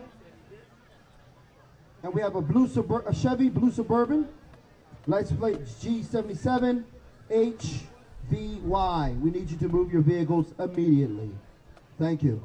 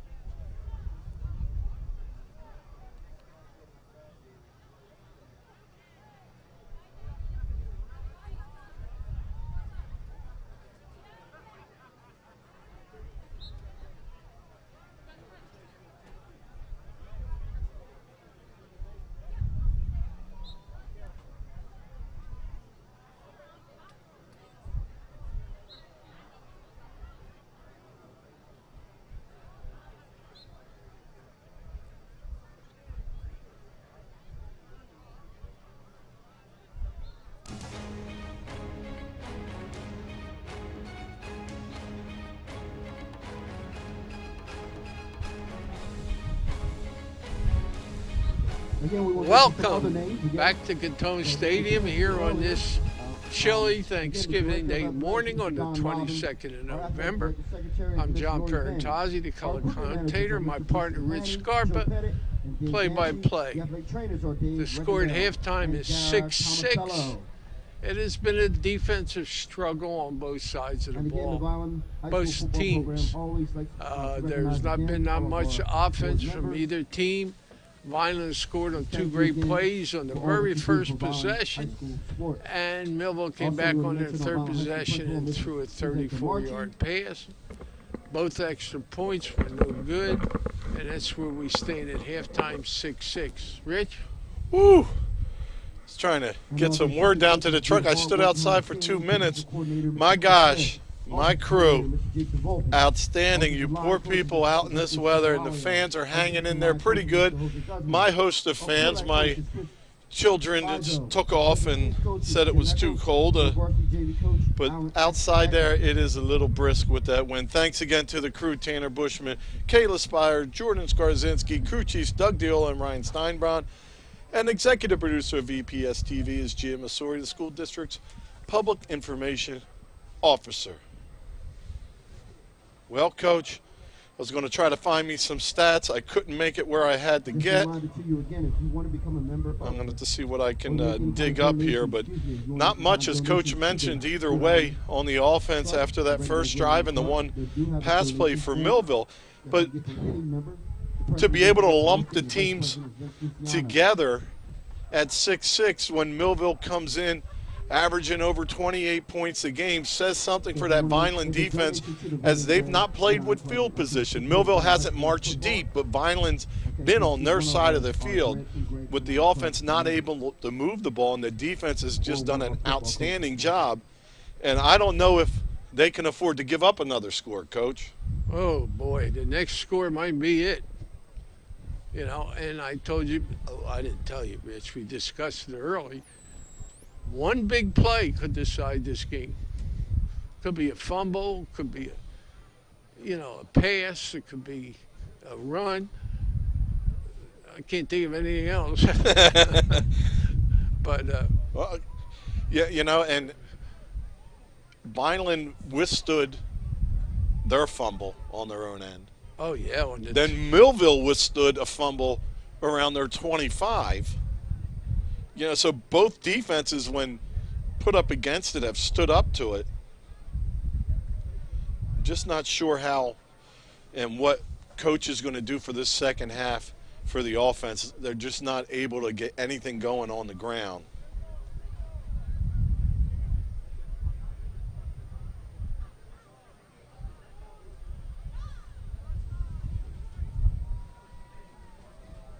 You got to beat that box that Millville has, Rich.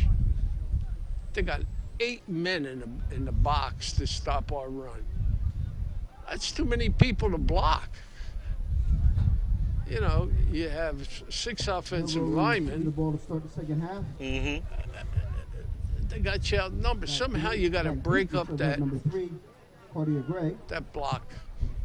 Well, here's our exciting play. All year long, this play has intrigued me. Last time we kicked it about 20 yards and a fair catch. I don't know what we'll do this time. Sometimes we squib it. Yeah, I think this one will be that pop-up. Hopefully we can get it to the 30, which isn't a bad way to go. They have nobody deep. Look at that, Rich. Nobody. Yeah, you could almost onside kicking it deep. So Aparicio to kick. Floats it high. Fair catch called for and made it to 38. Boy, by Hayes. Do we give up a lot of yardage on that, Rich?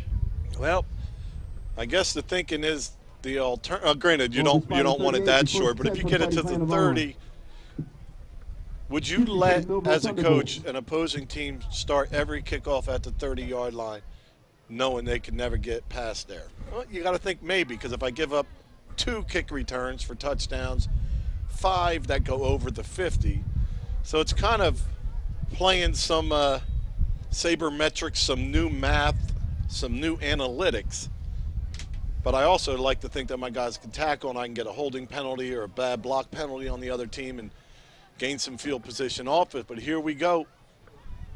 Jamison sends some motion in front of him. Gives to Thompson, picking his way left and right through, picks up about 2. On the carry. And what a job Vineland's defense. You see Reyes getting up off the bottom of there. Stop the play by number 9. What a job they've done stopping Thompson so far. 2nd and 8. Ball spotted right at the 40. Pretty good play by the left side of the defense. A hole appeared and it was shut down pretty quick. Millville's not giving up the run game. They're going to try to do it. Well, for Millville's coach coming in, it was all about taking away the big plays, and they didn't on the first 2 plays. As Coach Thomas's team had problems, but not now. Oh, ball snapped a little early. Reyes, big pressure. He's got him. The ball is loose on the ground. It's scooped up. Going into the end zone. It's Malloy for the touchdown. Malloy with a sack, a fumble recovery for a touchdown. Reyes with the outstanding pressure. Flings the quarterback around. The ball comes out.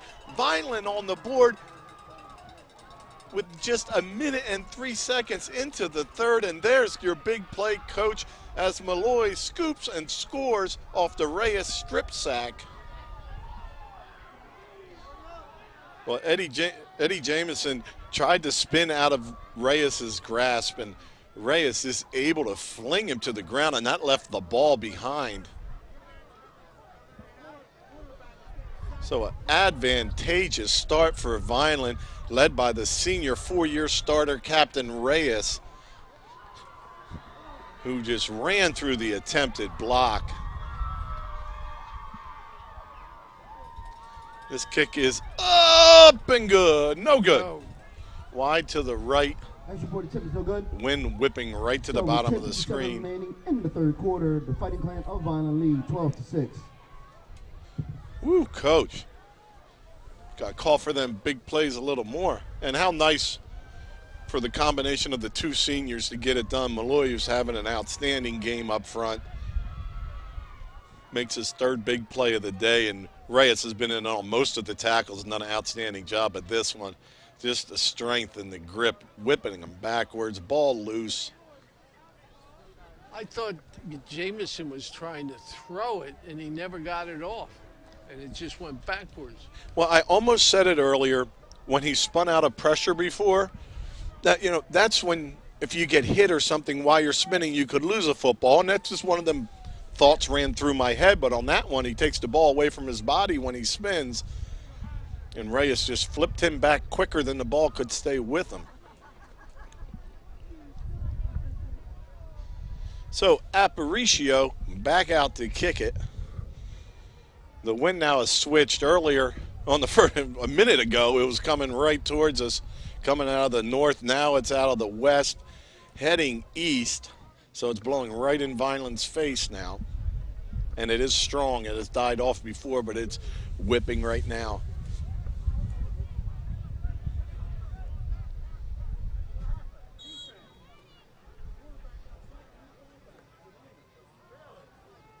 So the defense puts Vineland on top. Oh, a little deeper.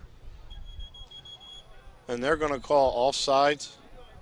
We've watched Millville go offsides, and then they'll call it. You called one out. And kind of, it's not a major deal. If it's just by a step, you just let it go. But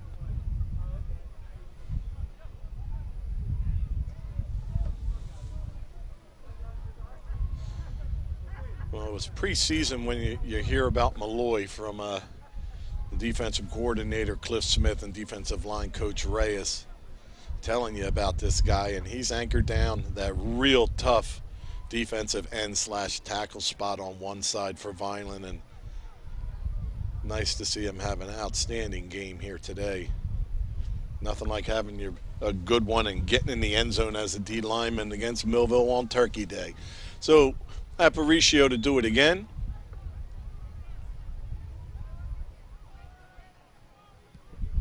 And he kicks this one deep, and there's nobody there.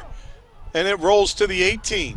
Now making a move up the field, but nowhere to go as Tall Kennedy makes the stop at the 21. Tall Kennedy on the stop. Nice job, Robert Aparicio, who, as we talked about, I said a moment ago, you can have an onside kick by kicking it deep. Well, that's kind of the idea, is with nobody back deep. Now, see all that excitement on that, Coach? And I'll take it back we gained here 8 yards. 8 yards over popping it up to the 30. You know, it's... Yeah, but they've had it closer to the 40 each pop-up. Well, that one was bad, but usually it's to the 30. I like the deep kick, Rich. I do, too. I think there's things to play in football, and you have a big enough squad that you need to trust people and get it done. But there's something to be said. I don't like bunting with a guy on first and one out like all the time, and it probably worked out for the Fighting Clan now.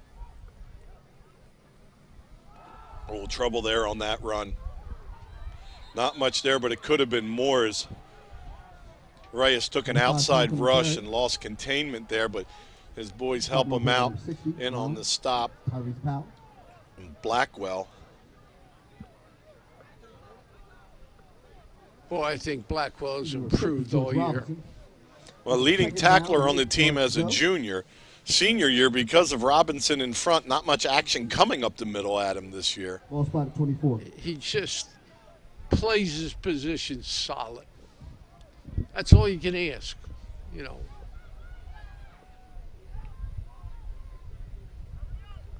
Boy, this would be a nice stand here if we could force him to punt this early. And gain that field position. So 2nd and 8. 2 receivers streaking down the field. Pressure. He gets away. He floats it through the hands of DeShields, but I don't know if he would have been able to get a foot down as Gregory's in coverage.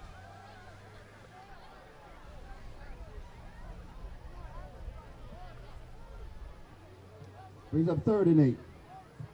Gregory, didn't get the start in the defensive backfield at the first game of the year and has worked himself into being quite reliable in there. He started the majority of them now as injuries depleted the Vineland secondary, and they just shown that they really have a ton of depth there, as right now linebacker Blakely in playing safety with Powell out on defense. Yeah, I think if I was coaching, I'd have him in the 4th quarter, that's for sure. Now the pass looks like screen. It's hit. And the sophomore Kent makes the play.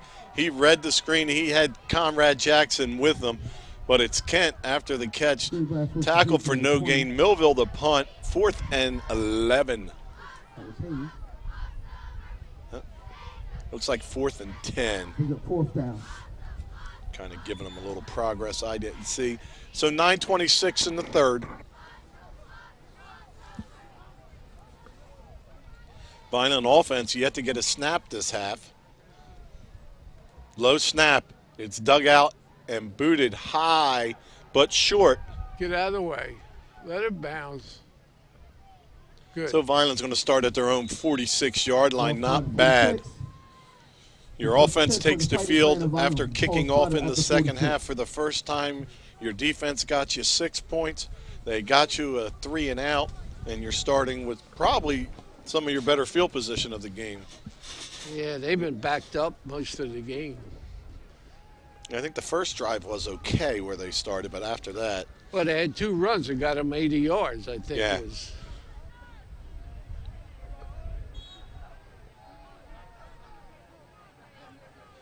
So Powell is in at QB, 2 backs alongside of him. The one is going to be the lead blocker to the edge, breaks the tackle on his feet to the 30. Tall Kennedy That's number 2, DeAndre Tall Kennedy. gets a big gain.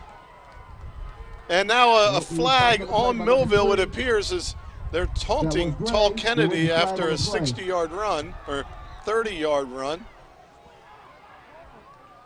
Yeah, I think it is against him, Rich.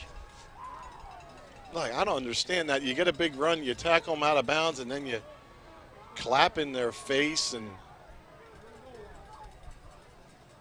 I don't. I mean, you make that tackle, you put your head down, and you get back to the huddle.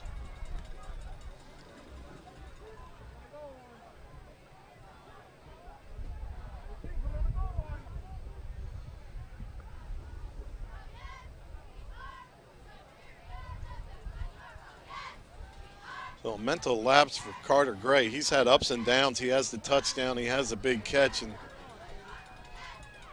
he's also had a couple plays that really weren't that advantageous to the Millville team. Ball spotted.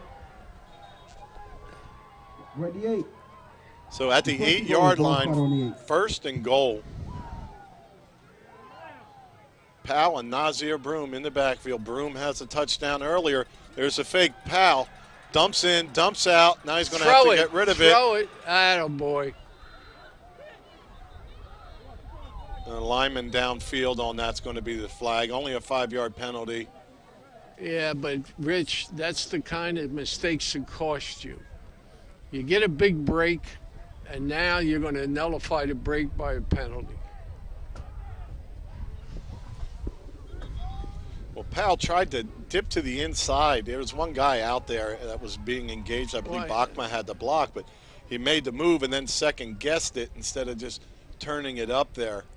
And as you mentioned in the first half, the length of that play and that scramble, you know, these linemen get downfield. And who's that, Bachman?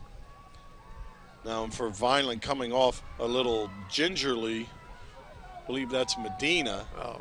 So Bachma will probably jump back to center. Roldan will probably hop in the guard. And it's Medina's hand.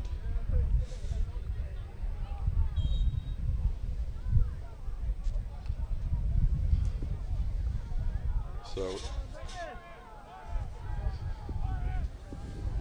Roldan is in at guard. Bachma's going back to center.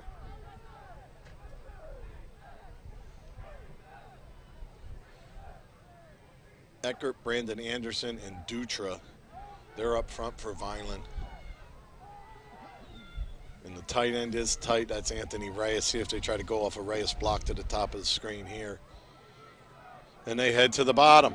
Getting to the outside, making one misses Broom. He's down to about the 5-yard line. 34 to 0, Broom on the carry.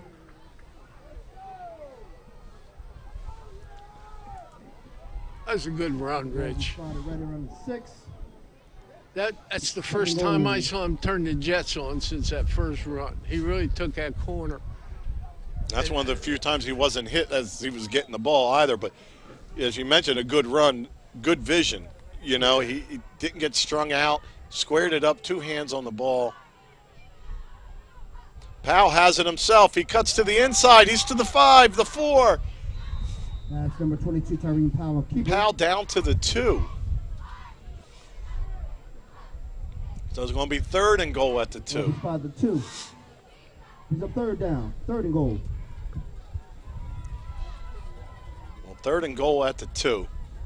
Your defense is playing tough. You have a field goal kicker that can hit from 40 in regular weather. Well, the wind now is blowing right towards the home field, the home side of the field. Coming dead out of the north, so that's going to push the ball towards that left upright. But we've got another play to go before we worry about that, as Powell has 2 backs alongside of him. It's 3rd and 2. Powell juggles a second, cuts to the inside. Is he in? Oh, they're saying down at the goal line. Oh, it really looked like he was going to be getting in there. Now that ball is literally a nickel on its back away from the end zone. Same thing again. Let's roll. Now, call a timeout. I don't like the backs that are in now, Rich. You have the 2 lightweights in there. You need Blackwell. You need somebody that can. Well, Blackwell hasn't had a touch in a couple of weeks. I wouldn't want to bring new hands in there. Oh, I don't know. You better call a timeout here. Yeah, there's the timeout.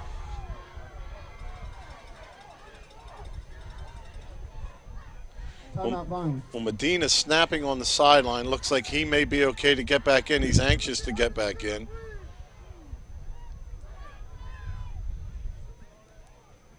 Boy, what a play here. You need about 3 inches. See, this is why you have to divide the long snap and the snap under center. Because if you put the kid under center now, everybody knows there's going to be a quarterback sneak. And not just that, he's not been under there, so No. it's a new snap. Kind of like whenever a center's hurt, the quarterback takes snaps.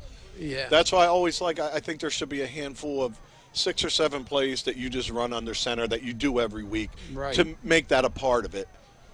Because what you're talking about is to give the running back a ball with a full head of speed, he should be able to get 6 inches. Right.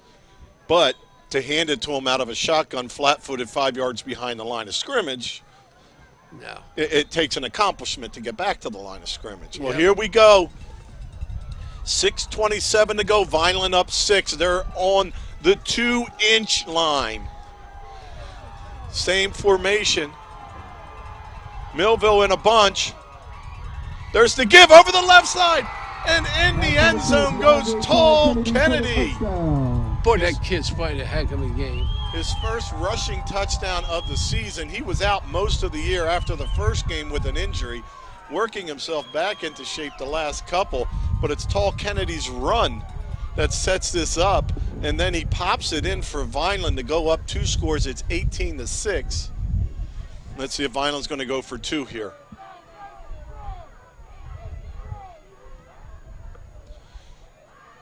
Isaiah Blakely comes in, as does Broom. So Vineland going to go for 2 to try to go up 14. It looks like they have a little plan in mind, as the first time all season they go to 1 hash. Let's see if they hit that short side. Powell to throw, under pressure. Flips it. Incomplete, but there's a penalty on the defense in the end zone, and we may get another one as Deshaun Byers isn't happy with the call and lets the official know about it.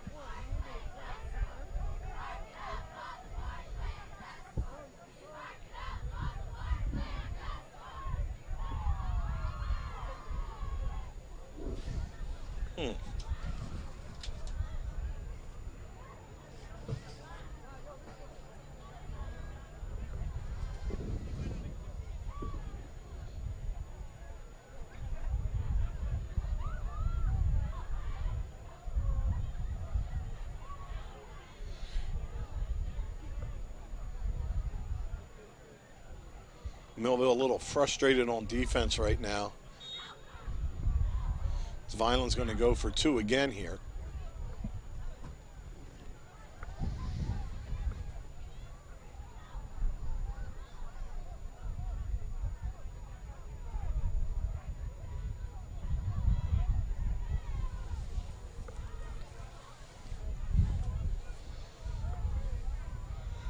All right.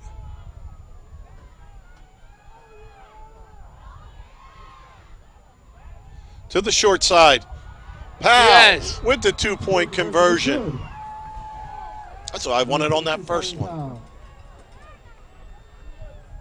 So 2 scores for Vineland, 1 by the offense, 1 by the defense.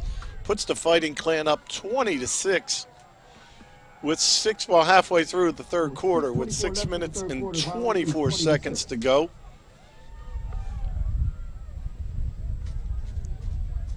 Boy, that speed of Tall Kennedy, going back to that run. Boy, he's really blossomed today, hasn't he? We haven't seen much of him on offense all year. Now, he's been out. He just came back. He played the first game, but not on offense. I think it may have been his first carry, but then played the last 2 weeks working in on defense, or first kick returns, and then on defense. Started at corner last week. Really a very good football player, but injuries have just set him back. Boy, I would love to see him in the backfield with Sheldon. Yeah. And then you have 2 hard runners. What year is he? Is he a senior? Yeah. Had a couple kick returns for touchdowns last year. I believe 2 kickoffs and 1 punt. Yeah. So Aparicio to tee it up for the 3rd time this quarter. All right, we got a pop-up or a long one? There we go. We got deep coverage by Millville. Yeah, they are deep. As Gray and Tex Thompson are back at the 15.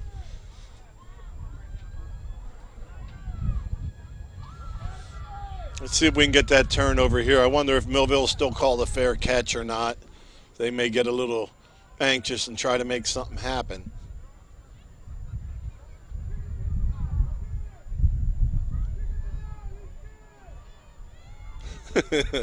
Vineland fans giving Gray a hard time. It's fair catch at the 35. Ball fair caught. Number 21, Myers. Millville will take over first and 10. Ball will be spotted at their own 35. It's always nice when you're, one of our, I got to meet the gentleman, one of our louder fans that's been here every game all year long. Yeah. Yeah, he's yelling, kick it to Yancey. He's scared. But it's a little bit of fun you're having, and sure enough, Yancey waves at him, oh, leave me alone. And it's kind of fun. That's your rivalry there. And then when you have fans that hype and into the ball game, as you hear during the national anthem all the time, he gets us going, letting us know it's time to play football. Make sure to get that gentleman's name for next year. His best remark, Rich, is when they're successful in a play, he hollers, you should have done that the whole game.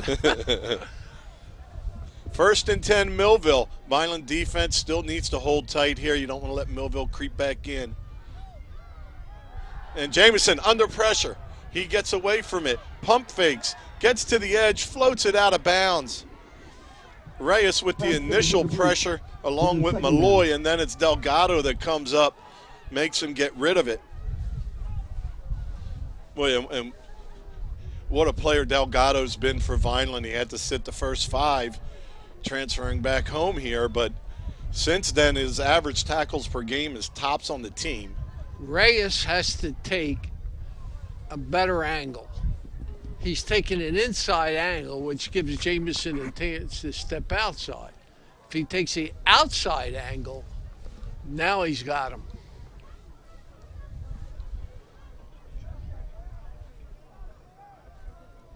You got 3 backs now, tight formation.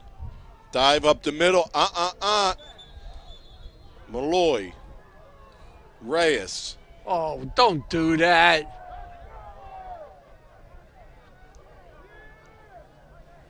And, of course, Robinson.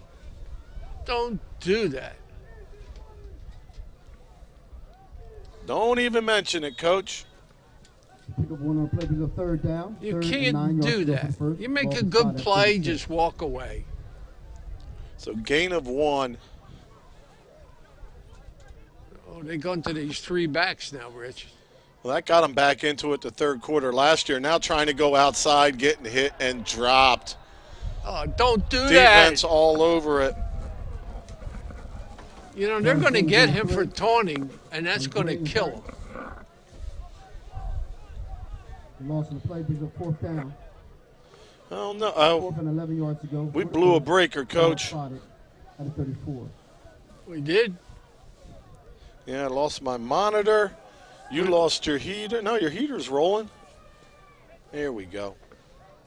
Just came back on. Somebody must have put it back. Here we go. Fourth down, Millville to punt. Play fake here. Ball on the ground. Get away. Gets it away. It's all right. Oh.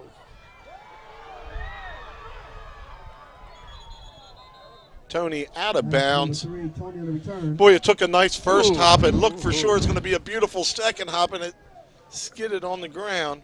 We got to turn this off. We just Ball tripped it out spotted at again, 39. Coach. The first 10 for the Fighting Clan of Vineland. Ball spotted at the 39.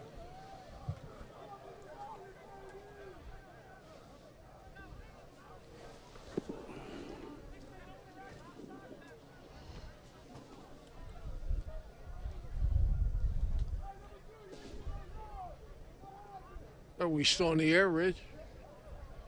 Yeah, Coach. I believe so. So first and 10, Fighting Clan. Powell says, I'm going to throw it again. Floats it through the hands of Tony.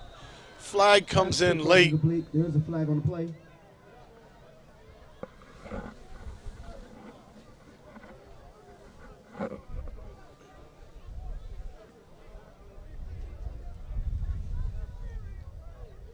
What was that? There was nobody where that flag went down.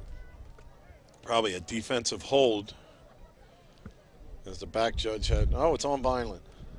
3, 4, 5. What's the signal? Oh, offensive pass interference. How about that? Ball spotted at 24. What? 15 yards. Yeah. First down again for the Fighting Clan of Vineland. It's all right, Coach. Just run the ball. Don't give anything up now. 4:43 on the clock. Vineland with the on the 25. They've got to get to the 49, so 24 to go. There's the give. Oh, one more guy to beat. But Holbrook makes yet another tackle for Millville. He was stopped on the play by number 58, Jamar Holbrook. It's okay. Let that clock go. Holbrook, leader on the Millville defense and starting center, leading tackler. Second down. So second and really long. Tall Kennedy to the top, makes a move on the inside, dives forward for a gain of about 7. Boy, I like the way he runs. Tall Kennedy. Puts the ball across the 30. Ball spotted at the 31. Brings up third down. Just don't turn it over here, Rich. 3:45.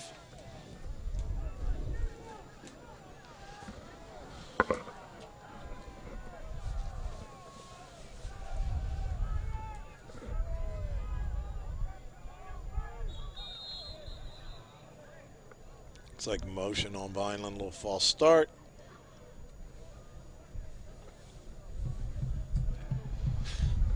False start against Vineland. Drive moving backwards. Ball be spotted 26. It's been a common sight today, isn't it? The ball going the other way. 20 yards in penalties on this drive.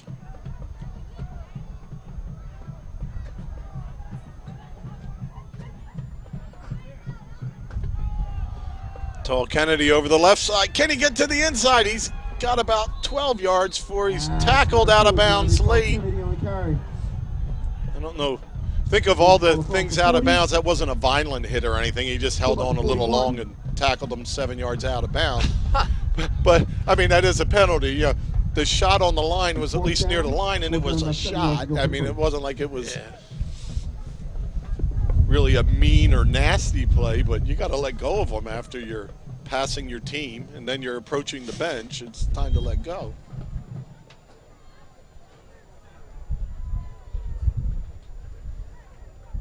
So Vineland gets a lot of the yards back.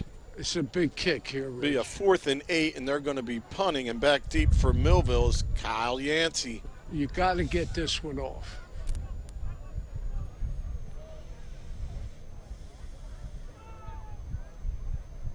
Ooh, that may have been partially blocked.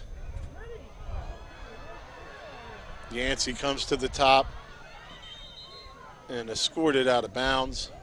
Ball be spotted at the 42. We'll have the ball first and we are back. We got our power back, Coach. Do not turn that heater on. Why? Because it's going to go out again. All right. So 1st and 10 Millville at their own 42. 3 minutes to go in the third. Vineland looking for their 3rd win in a row in this Thanksgiving Day Classic, as coaches mentioned pregame. 147th meeting between the two teams. Vineland 65 wins, Millville 62, and 19 ties. So you have 147 games, and one team has won 3 more than the other. That's pretty neat. There have been some runs in this series. So Jamison has to rally the troops. Back to pass. Trying to get away from Reyes. Oh, don't Reyes stand double around. teamed. He sends him to the top as Conrad Jackson takes him out of bounds. Probably a loss of 1. Reyes does a nice job containing his edge on that side because he can't let him get outside there. So anyway, there's been runs in this series. 1920 to 1947, Vineland won 23 out of 24 games. Vineland 23-1 from 1920 to 1947. 1989 to 2015, Millville 23 wins, 5 losses, 1 tie. Vineland looking for the 3rd win in a row. Second down and 9 yards to go for the And the wins are always exciting, but the loss, Isaiah Pacheco's freshman year, 40, what was that one, or sophomore year, 44-40 was an incredible game. To pass. Pressure on the outside. Stands in the pocket, floats it deep and over the head of everybody. Ooh. Boy, you had a lot of time on that, Rich. Woo! Well, he had time, but he also moved all around. He got flushed out of the pocket, set back up, got pressured again. You know, Vineland's Reyes has 2 people on him every play now. And that should open up a linebacker if you want to sneak one through. Maybe not at 3rd and 11, as the little crossing patterns can get you a first, but Vineland will have the opportunity to get some pressure with 2 guys on Reyes. Now Reyes goes to the other side of the screen. Let's see if they're prepared. They don't have the extra blocker there for him. 2 running backs alongside. To the inside. Now he's going to run it. Tries to make someone miss and wrestled down. Is that Comrade Jackson? That's number 2. Comrade Jackson with an outstanding tackle, and that's going to bring up 4th down and time to pump for Millville. 4th down.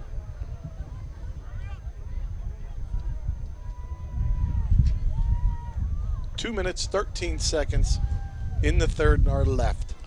Don't turn it over here. Jonathan Toney back to return it, the sophomore. Let it bounce. Get Nice away. kick this time, high, end over end. Get away. Good. So Vineland starts at their own 10. Ball be spotted at the 10. Be first to 10 for the Fighting Clan of Vineland. Well, you're changing your tune a little bit, Coach. Well, the thing is, you either come up and catch it or you let it bounce. Understood. So you got him so deep. See, that's where I always had a coach in the pregame looking how far the kid could punt. Because when you warm up and punt, you may get off a good one, okay, but you usually average. Vineland backed up at their own 10. If Millville wants to get in this, they're probably going to need to hold this field position. Tall Kennedy in motion. Now to the bottom. 1 tackle to break, and an outstanding tackle by DeShields on that one. Excuse me, that wasn't DeShields, that was Tommy Watson. Watson doesn't make that tackle. We see another one of them Nazir Broom 80-yard runs. Boy, the attention Tall Kennedy has going in motion. He's sliding linebackers over as they need to get wide and contain him. Right. And that speed threat is something that kind of takes an extra guy out of the box. Broom got 5 yards on that. Get 5 yards. Keep the ball for 4 or 5 minutes.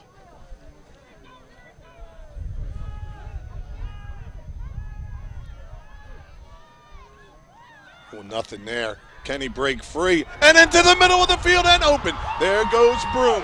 This is going to be an 85-yarder if he can stay, but I think DeShields has an angle on him and pushes him out. Boy, and we've seen that all year. Broom finally pops one.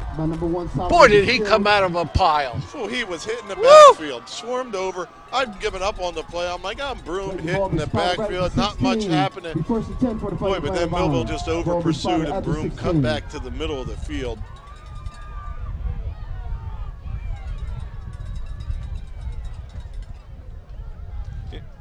You know, if this is where...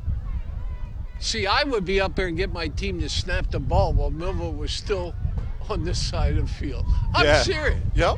You know, why do you have to wait for them?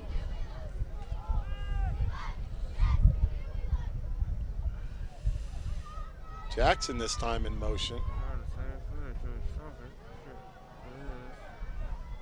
Freshman Arthur with the carry Number gets one, back to the Anthony Arthur with line. carry. Now Broom out now, getting a little bit of a rest. He Top of plays number both 4 ways, for was a Millville. linebacker, That then was went to Watson. D-back. But this is where at Millville, Is it second If- down? Broom lived in Millville, he wouldn't be able to play football. Go get him a play. Broom is at CC Tech, which Vineland has accepted Vineland residents there to participate in their sports programs. And that wouldn't happen as Millville shut that down and isn't allowing Millville residents at Cumberland County Tech to participate. So, I mean, you see the advantages. Nice job by the Vineland Board of Ed and AD in allowing things like that, because these are your Vineland residents that just chose a tech school. End of the third quarter, 20-6 Vineland. Boy, we were talking about 6-6, and if somebody gets a safety, that could do it. But it started out with the Vineland defense on the strip sack by Reyes, and Malloy picks it up for the touchdown. And then Tall Kennedy sets Vineland up 1st and goal at the 9. Oh, what a run he made. And then took it in, next play. So he produced that whole touchdown. Boy, put one in now. Now, you put one in, and then you start to play defense and run the clock. Hear the song being played? So that's all radio. It says, "Welcome to the new age," and that's what's happening now with the rebirth of Vineland football under Coach Russo, looking for their 3rd straight win over Millville. They just had their 3rd straight playoff appearance. They just won their first playoff game since '75 when the playoffs started. And they did all this losing a lot of all-conference players with 3 Division I players. With a brand new quarterback, and Vineland's doing this without their leader, starting quarterback, leading rusher, leading passer, Ryan Shelton. But there's still 12 minutes to go. A score here would certainly go a long way into letting some people get some hot chocolate. And Powell wants to throw it. Now he stops. Throw it, get rid of it, attaboy. Comrade Jackson tries to make the catch, but he's out of bounds. Oh, I didn't like that call, Rich. You know why? You didn't get anything out of it. 3rd and 10. You know, if you get 4 or 5 yards on the first carry, you set up Yeah. a chance. You know, you're in 4 down territory. Now you're in 2 down territory. And if you could have got 3 or 4 on that, you could be talking about taking a shot at a field goal. Yep. And the clock stopped. Which right now, you know what? If Never. Vineland was heading the other way, you wouldn't think field goal, but the win almost at the back of Vineland. Powell, quarterback draw, hops to the outside, hit and drop. Now he's got 5. Now does Vineland try to get the field goal? The field goal will put him up by 17,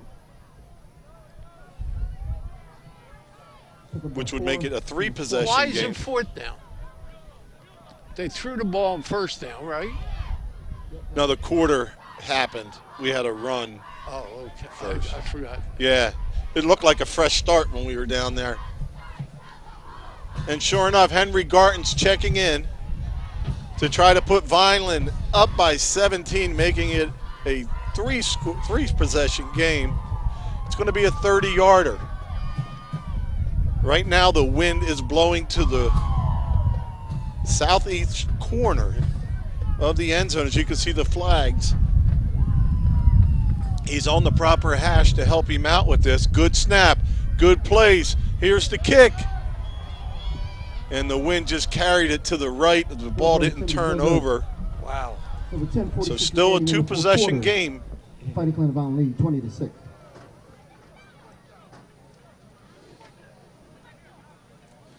Well, and what a job wide receiver Tyreen Powell has done stepping in for Ryan Shelton. He's handled the offense, and the one thing Tyreen has is a very calm, poised demeanor. No panic, no stress. And he really helps calm that offense as they wait their turn. And a lot of times waiting their turn is waiting for that big broom play. Yeah, but I didn't like that pass, Rich. I would have ran the ball until the cows came home. So Jamison has a lot of work to do. He fires this one incomplete, intended for DeShields. Boy, what a game the Vineland defense is putting together here on Thanksgiving Day. No. One pass play, one breakdown. Jamison's limping off. And what a season Jamison has had for the third year in a row. We have these top quarterbacks, 18 passing touchdowns this year for Jamison, puts him up in the Millville leaders. Last year it was the transfer quarterback that broke the records of the defending Group 5 state champion quarterback who broke all the records the year before. So some quarterback play here has been outstanding. Who's taking this snap, Rich? It's a low snap. Reyes right on him and tackled and dropped for the loss. Maurice Smith. Backfield by number 84, Anthony Reyes. Smith in at quarterback gets hit and dropped off the low snap. And you know what? That could be, you have your different quarterback in, and he may be back an extra step than your regular quarterback, and that thing comes in low. Now they're going to switch it up. 16. Who's that, Rich? Nate Robbins. He's a freshman quarterback, Robbins. Wow.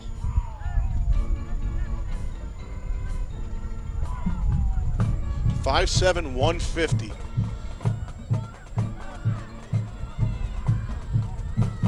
Robbins to pass. Pressure. Floats to the top. Fires it short. And is that caught? What an outstanding catch with great coverage by Tall Kennedy.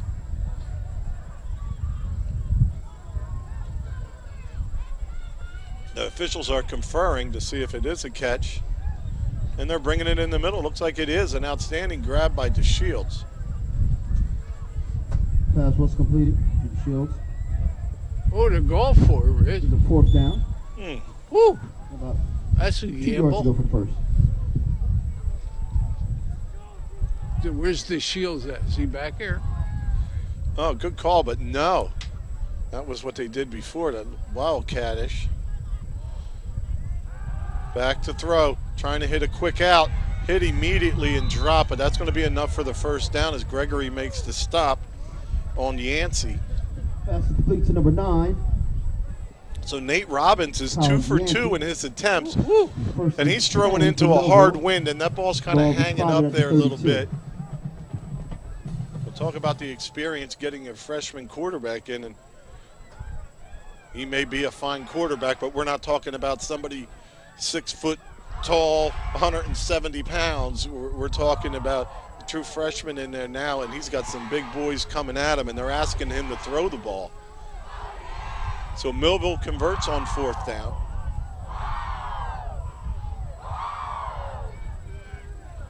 This one floated, tipped by Comrade Jackson, and incomplete. Falls incomplete. Boy, I didn't think the young man could throw it that far. especially into that wind. Yeah. Well, nice job that time. It was Sammy File, the senior for Millville at 6'3", 330, locked up on Reyes, and he was able to keep Reyes out as they're trying to protect their young quarterback. I don't see that happening 2 plays in a row, though. Oh, he's put a little spark in him. So Nate Robbins alongside Tex Thompson. You got to think they may want to give Tex another carry or two here. It's the fake to Thompson. It's thrown high, caught by DeShields, and he goes down. Looks like he may have hurt himself as he dropped before contact, and unfortunate to see, but he's back at the 25. It's going to be timeout. a loss of 8 on it. Injury in the field. Oh, good. He's able to get back up and make it off the field. Outstanding football player. We're going to have to deal with him next year also. He is. He's a He's a hard-nosed kid. He chased down Kennedy where I thought he had no shot at catching him. And he, moved to Millville from Bridgeton, and kind of a good time as Bridgeton's coach Ellen retired, and Bridgeton going through some growing pains. Boy, Be able to play with an outstanding Millville football team. Allen was a good coach. Would it be nice if we forced him to punt here? 8 minutes to go. Quarterback Robbins rolls to the top. There's pressure. He gets away from it, fires a bullet in the middle, and complete. Nice job by the quarterback as Shamor Collins. That's Collins on the reception. Makes the reception. 4th down It's again. a 4th down. 4th and about 3 yards to go for the first. The ball will be spotted at the 39. Boy, this young man has done a heck of a job, hasn't he, Rich? Yeah, Nate Robbins kind of reminds me of when we had Lucas Nelson. Smaller quarterback, but a smart football player. He steps up away from that pressure and put everything behind that bullet pass in the middle. Low snap, he fields it fine, floats it deep, and is going to get hung up and fall short for the intended receiver. And Vineland will take over with 7:12 to go. Run the ball. We go to the Eagles games. We still hear this saying out there. They always go, "Run the ball, Andy." Andy ain't been there in a while, but that's just become such a lexicon, an expression that's used all over in the field. I got a text when the Saints are up. Run the ball, Andy. And ball spotted at 39. Shaping up for another nice Thanksgiving Day here for Vineland. 7:12 on the clock. See if Vineland, they have tight formation here. Good. Broom up the middle. Oof. Good. Awkwardly hit and drop Ooh, I back. thought he had a chance to bust that a little bit.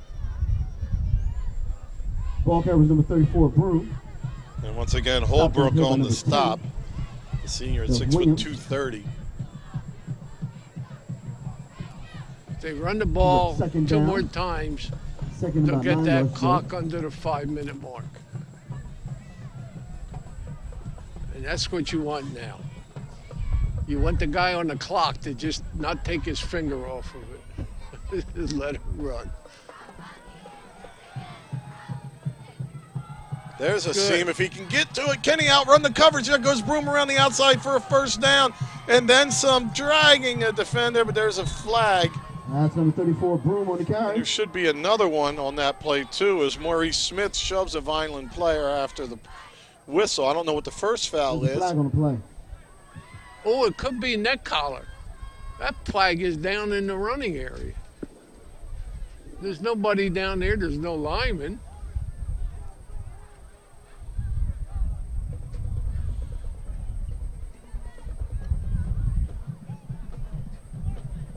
Holding on Vineland.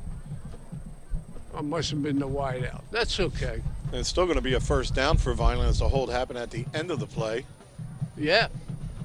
Ball spotted 28, the first and 10. 6:11 to go. Hang in there, crew. Your hands and your bodies will be warm soon. Tanner Bushman, Kayla Spire, Jordan Skarzinski, crew chiefs Doug Deal and Ryan Steinbaum, executive producer of VPS TV is Jim Missouri School District Public Information Officer. Can I turn the heat back on? No, Rich? please don't. We're getting cold in here, but I don't even want to say that, you poor people outside. Here we go, 5:50 and running. Fresh set of downs for Vineland. Millville jumps off sides. Flag on the play.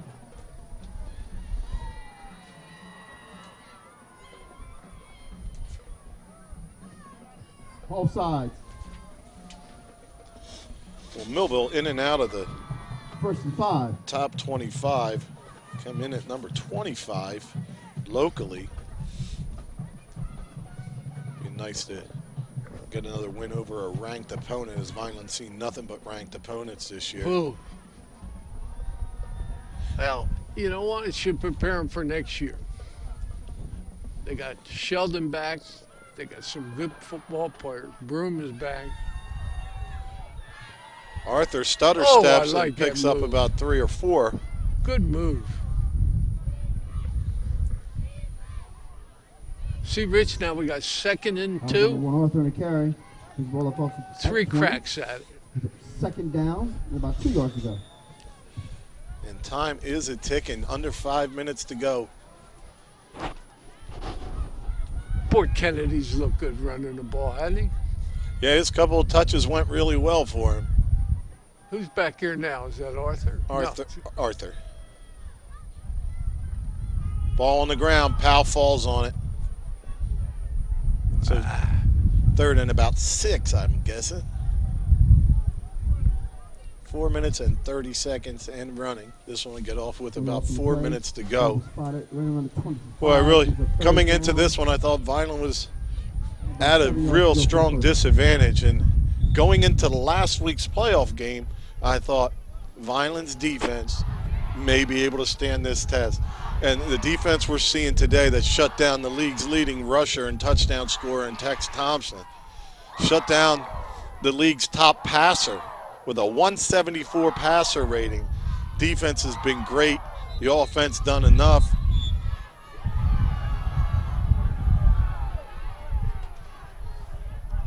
This is where the officials are going to lose control of this game by not flagging that penalty after the whistle. Powell takes a shot.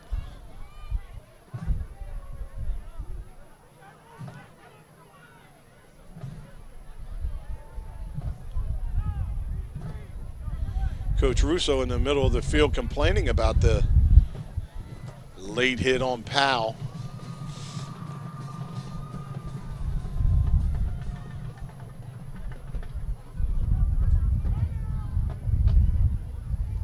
Vineland takes a timeout. Coach Russo still not happy with the official.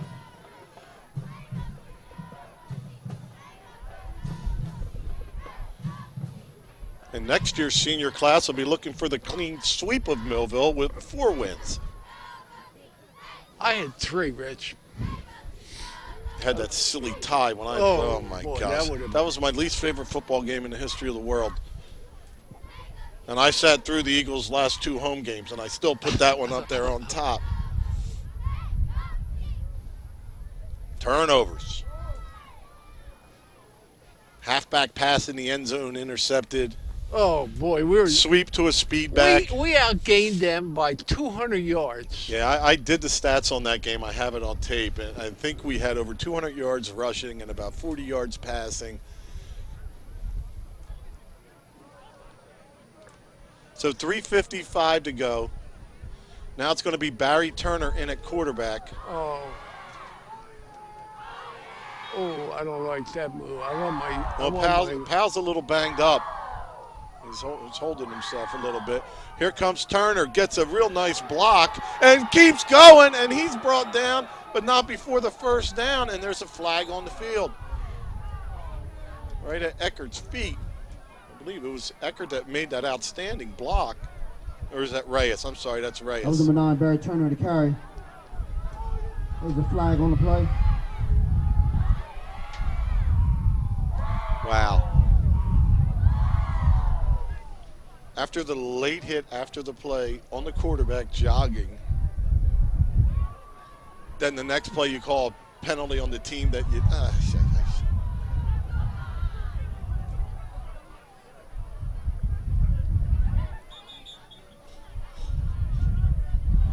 Coach Russo is livid with the officials. Coach Russo and this coaching staff and the players and the midget pro, everybody all together has really brought back some football to Vineland High School. They moved up and you thought maybe it was the special players they had. And then they lose them and they compete the way they did this year. Get their 3rd straight win, barring some strange things happening here in the last 3 minutes and 48 seconds. No miracles.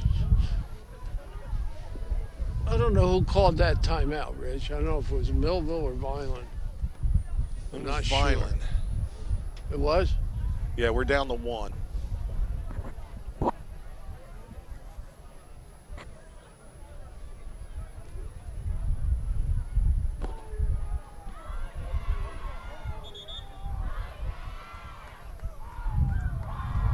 Nice game for Malloy with the touchdown, the sack. Reyes, tons of tackles, strip sack. The defensive secondary all game long was just one play where somebody thought they were in position to knock it down and it went over their head. Aside from that, Millville not been able to breathe. Tech Thompson comes in leading the old Cape in rushing, can't get it underway. That defensive front three dominant against the Millville front line. But the Millville front line's done a great job, just started to fold apart in the second half a little bit with some big plays. One thing that Millville was worried about, Vineland's big plays. So third down. Turner takes it himself, tries to get through the middle. He makes it to the 30, and it'll be 4th and about 12. Vineland will probably go for it here. Bigger risk is a punt that gets blocked, but you have nobody to tackle anybody. You just go for it here, see what happens. We're at 3:20 and running. Oh, okay, just personnel.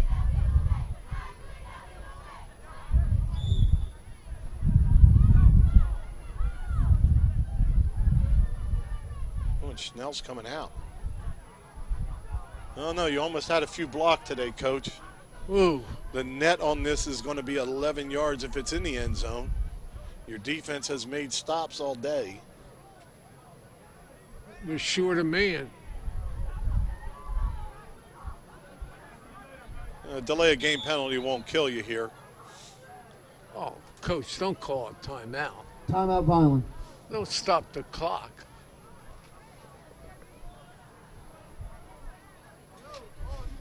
Take the penalty, because the clock will start as soon as it's ready to go.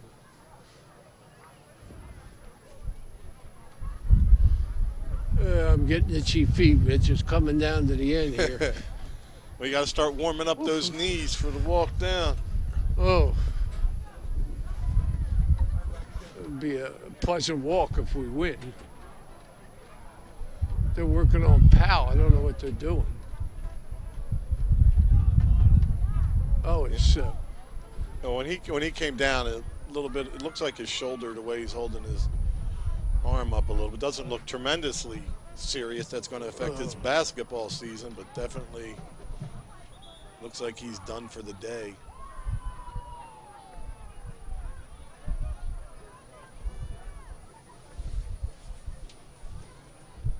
Is our freshman back in? Vineland set the punt. Oh, okay. Just get it off. I don't care where you kick it. Here's Schnell. It's a fake, and Snell's going to try to run it. He's got some blocking out front. Picks up a big block from Reyes. Stays in bounds. He's going to be a little short. That's okay. But that's why you call the punt. Great job, Coach. Worried about getting it blocked, and the whole time Schnell, the senior, is going to get his first carry. 21 Schnell on the carry. Well, he did have some other ones with bad snaps where he had to run for his life throughout the year. But the first designed one run to him. Millville will take over on downs, be 1st and 10. So Millville with the ball, 2:36 to go, down 2 scores.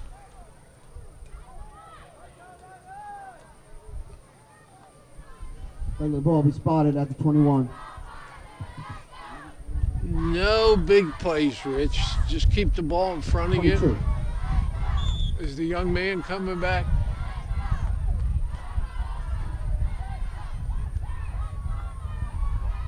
Yes, he is. Well, he's getting some experience, isn't he? Yep, and I think this is where Barry Turner gets a pick.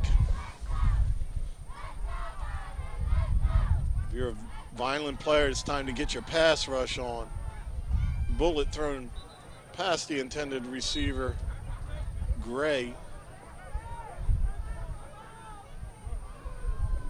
You know, some things I'm seeing, 2nd and 10. you see on both sides, and for years we've watched the frustration on the Vineland players. Yeah. And the bickering and the arguing with each other.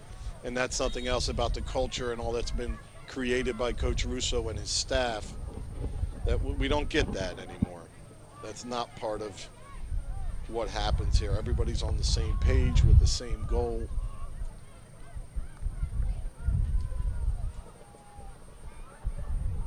So 2:32. Malloy spreads real wide. He's just going to try to speed rush. Stepping up and in, and it's Malloy with another sack. Reyes on the back, sacks Malloy, who's sacking the quarterback. Quarterback brought down by number 55 and number 84. That's Malloy and Reyes. 3rd and 12.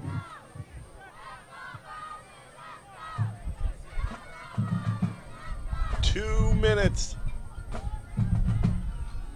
Robbins floats it deep. And not able to catch up with it is Shamor Collins. We threw that well, though. He threw it over the right shoulder. He threw it when only his man could catch it. He threw that very well. So just that quick, it's 4th down now. Big play here, Rich. Then we run it out.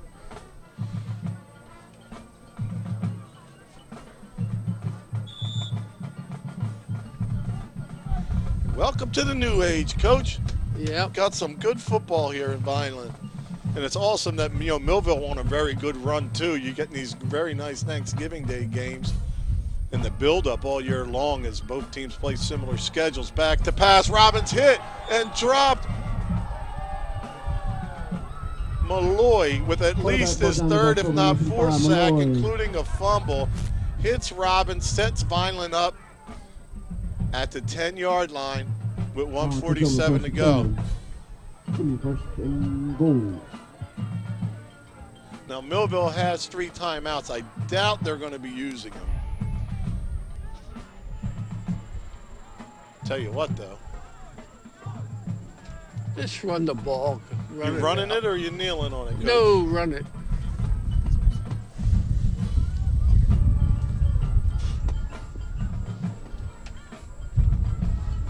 You run and dive here and just run it. Just run just plays. Pounding up. Just run it. Let the clock run. Well, now you score. Freshman Arthur in there, see if they try to get him a taste of that end zone. Instead, it's J.P. Garcia running his jet sweep as he's hit. Oh, that's the first time he's back, isn't it, Rich? Now, he's been back a couple weeks. He was at corner in the beginning of this one. Just taking him a little time to work himself in. Oh, it's good to see him. He's one of my favorite players. I just like his hard nose. Yeah, Vineland dealt with a ton of injuries this year. Had a lot of new guys learning new positions. Well, Millville called a timeout. Yep. I don't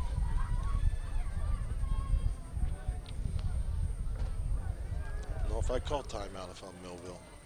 Well, Coaching Book 101 says you use them. Coaching Book 102 tells me if you don't call a timeout, I'll kneel on the ball and you won't give up another touchdown at the end of this game. We're not going to score, Rich. We're going to run it wide. We're going to just run the clock out. Unless we get I guarantee you we don't score if he don't call timeout, because then we'll take a knee the next 2 plays and we'll be out. Nah. Just run the ball. 1:32, clock stop, 2nd and goal. Turner takes it himself, waits for a block, and he's down inside the 10 to about 7 or 8.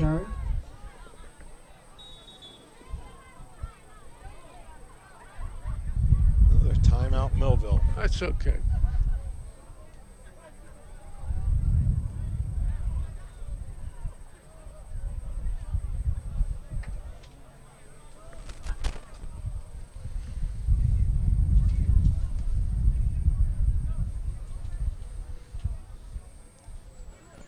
Well, this one started out fast, lulled down with the defenses pounding on each other. And the second half was violent. Malloy started that with that score on that fumble. That changed the whole complexity of the game.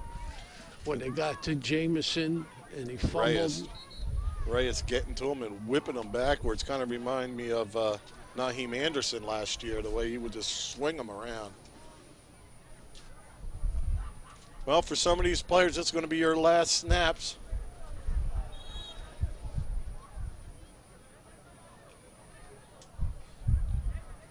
Junior Conrad Jackson to the top of the screen. Freshman Arthur at the running back spot. Throws, and there it is to Reyes. Anthony Reyes, the 4-year starter, senior captain, gets his touchdown as he receives it. Now, see, Coach, see what I mean about them timeouts? You don't take them, you kneel on it. Now, you calling timeouts, that means you still want to play. And it's very nice able to get that to Reyes, who battled a messed up thumb that got pins in it. He played with a cast, couldn't play really tight end, couldn't wrap on tackles, and then got back to his form as the season went on and was dominant since his move back to defensive line. For Reyes. So 26-6 Vineland. You're not going to agree about them timeouts yet, Coach? Who? You. If No. you're Millville and you don't call them, we're done. Didn't bother me to call them. And now Turner tries to get in for the 2-point conversion. They're going to say he's short. So the score will stay at 26-6. The point conversion is incomplete.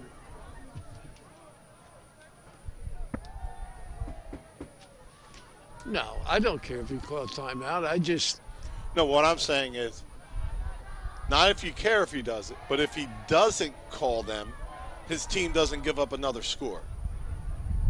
Because if he doesn't call it, then there's no need to run the play. You kneel on it. yeah. But since he called them, he then had to defend more plays inside the 10-yard line that led to his team giving up another score.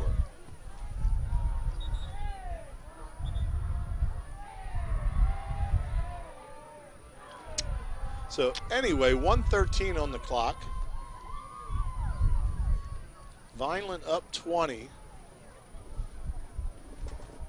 It's just a solid game for that Vineland defense. The offense got it done in big chunks, wore Millville down.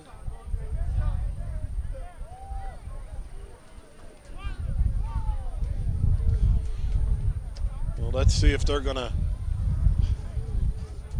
let Aparicio try to get a touchback here, his second of the year, or if they're going to have him pop it up again.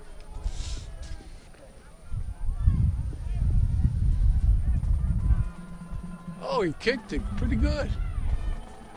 All right, don't let him At get the outside. 20. They keep him on the inside, breaks a tackle. Tony finally makes the tackle, the hit to bring him down along with Arthur. Number 9 to return.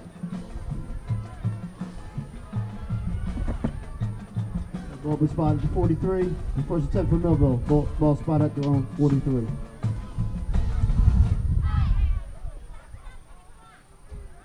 Three in a row, Coach.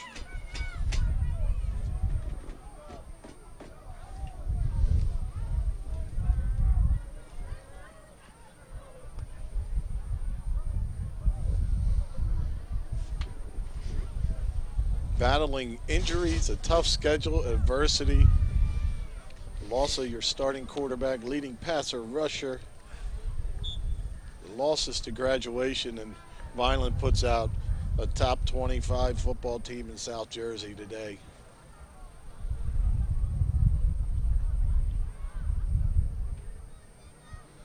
Well, Robbins is in there. He took a big sack last time. Reyes quickly through, hits Robbins, but he completes it. And tackle for a loss of about 16 on that. Reyes nearly off sides, timed it perfectly. They lost the play, but second down. Second 18. Ball spotted at 36. Shamor Collins gets the reception, but takes away from his yards. And that's another thing, having three top receivers on this Millville team, it just didn't happen for them. Not able to get the ball in space. Three receivers averaging over 17 yards a catch. Bullet pass over the middle. Conrad Jackson tips it. That's the second one he's tipped. Well, that was a bullet he threw there. This Yeah. Robbins looked pretty good.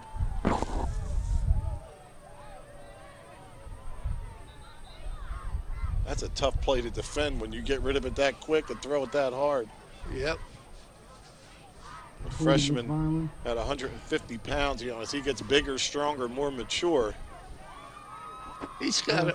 We may be saying a few years from now, remember when he was, oh my gosh, what? Yeah. 2nd and 8.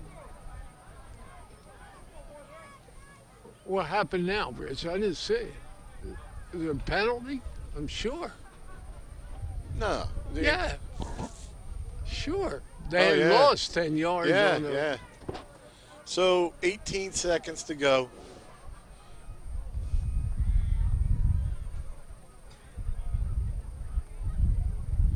Robbins' hands this time, getting to the outside and swarmed over and dropped down.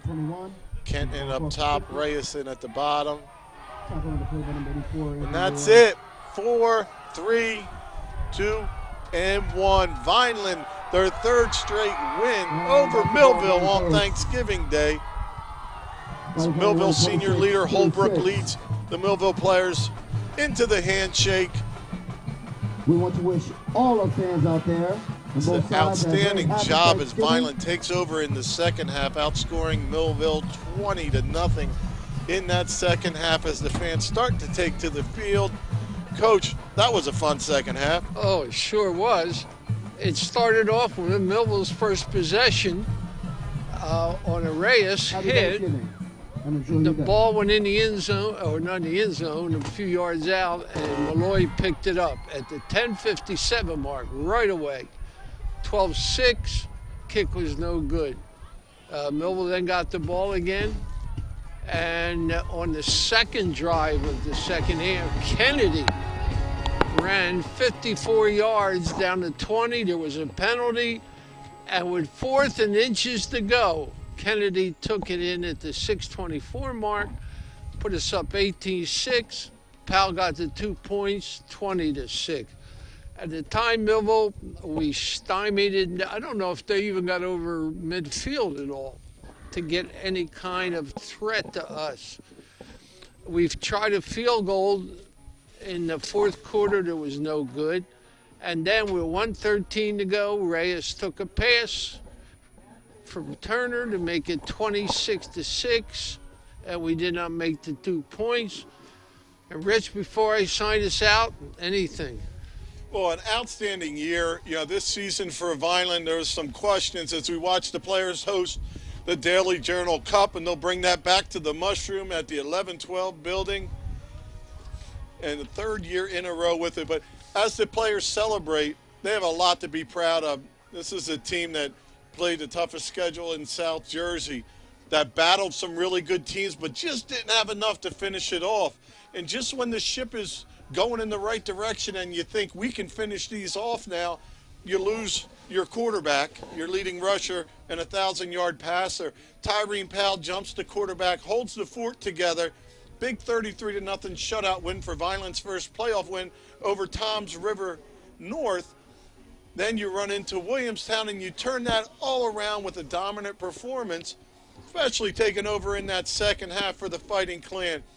The coaches, all the coaching staff, freshmen, JV teams, all the kids involved, all the off-season work. This is what it's for as Vineland celebrates their 3rd Thanksgiving Day win in a row. It's a new era of Vineland football brought on by Coach Russo, the coaching staff, and these players that have bought in. And as you can see, they wanted it a little bit more today. It meant more to them today, and that's the culture that exists now with Vineland football. Very proud and honored to be able to do the games.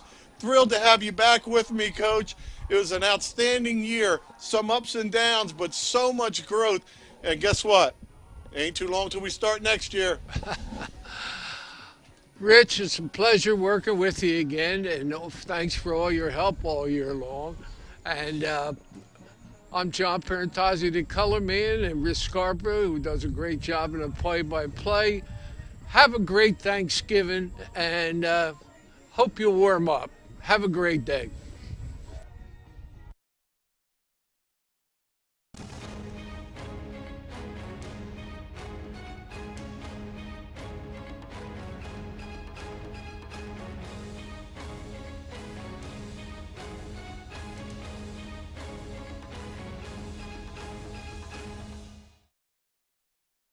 The Red and Gray Gridiron Club would like to thank the following sponsors for their support of Vineland High School football team this season.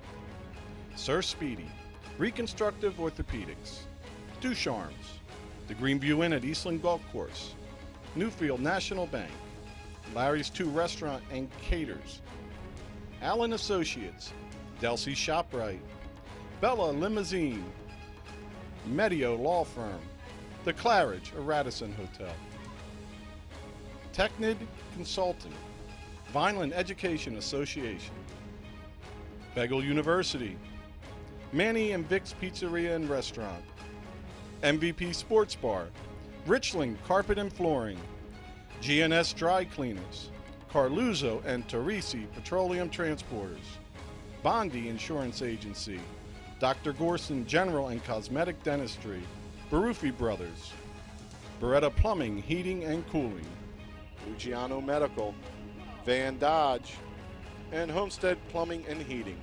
The Vineland High School football team and coaches thank everyone for their support on and off the field and look forward to another successful season.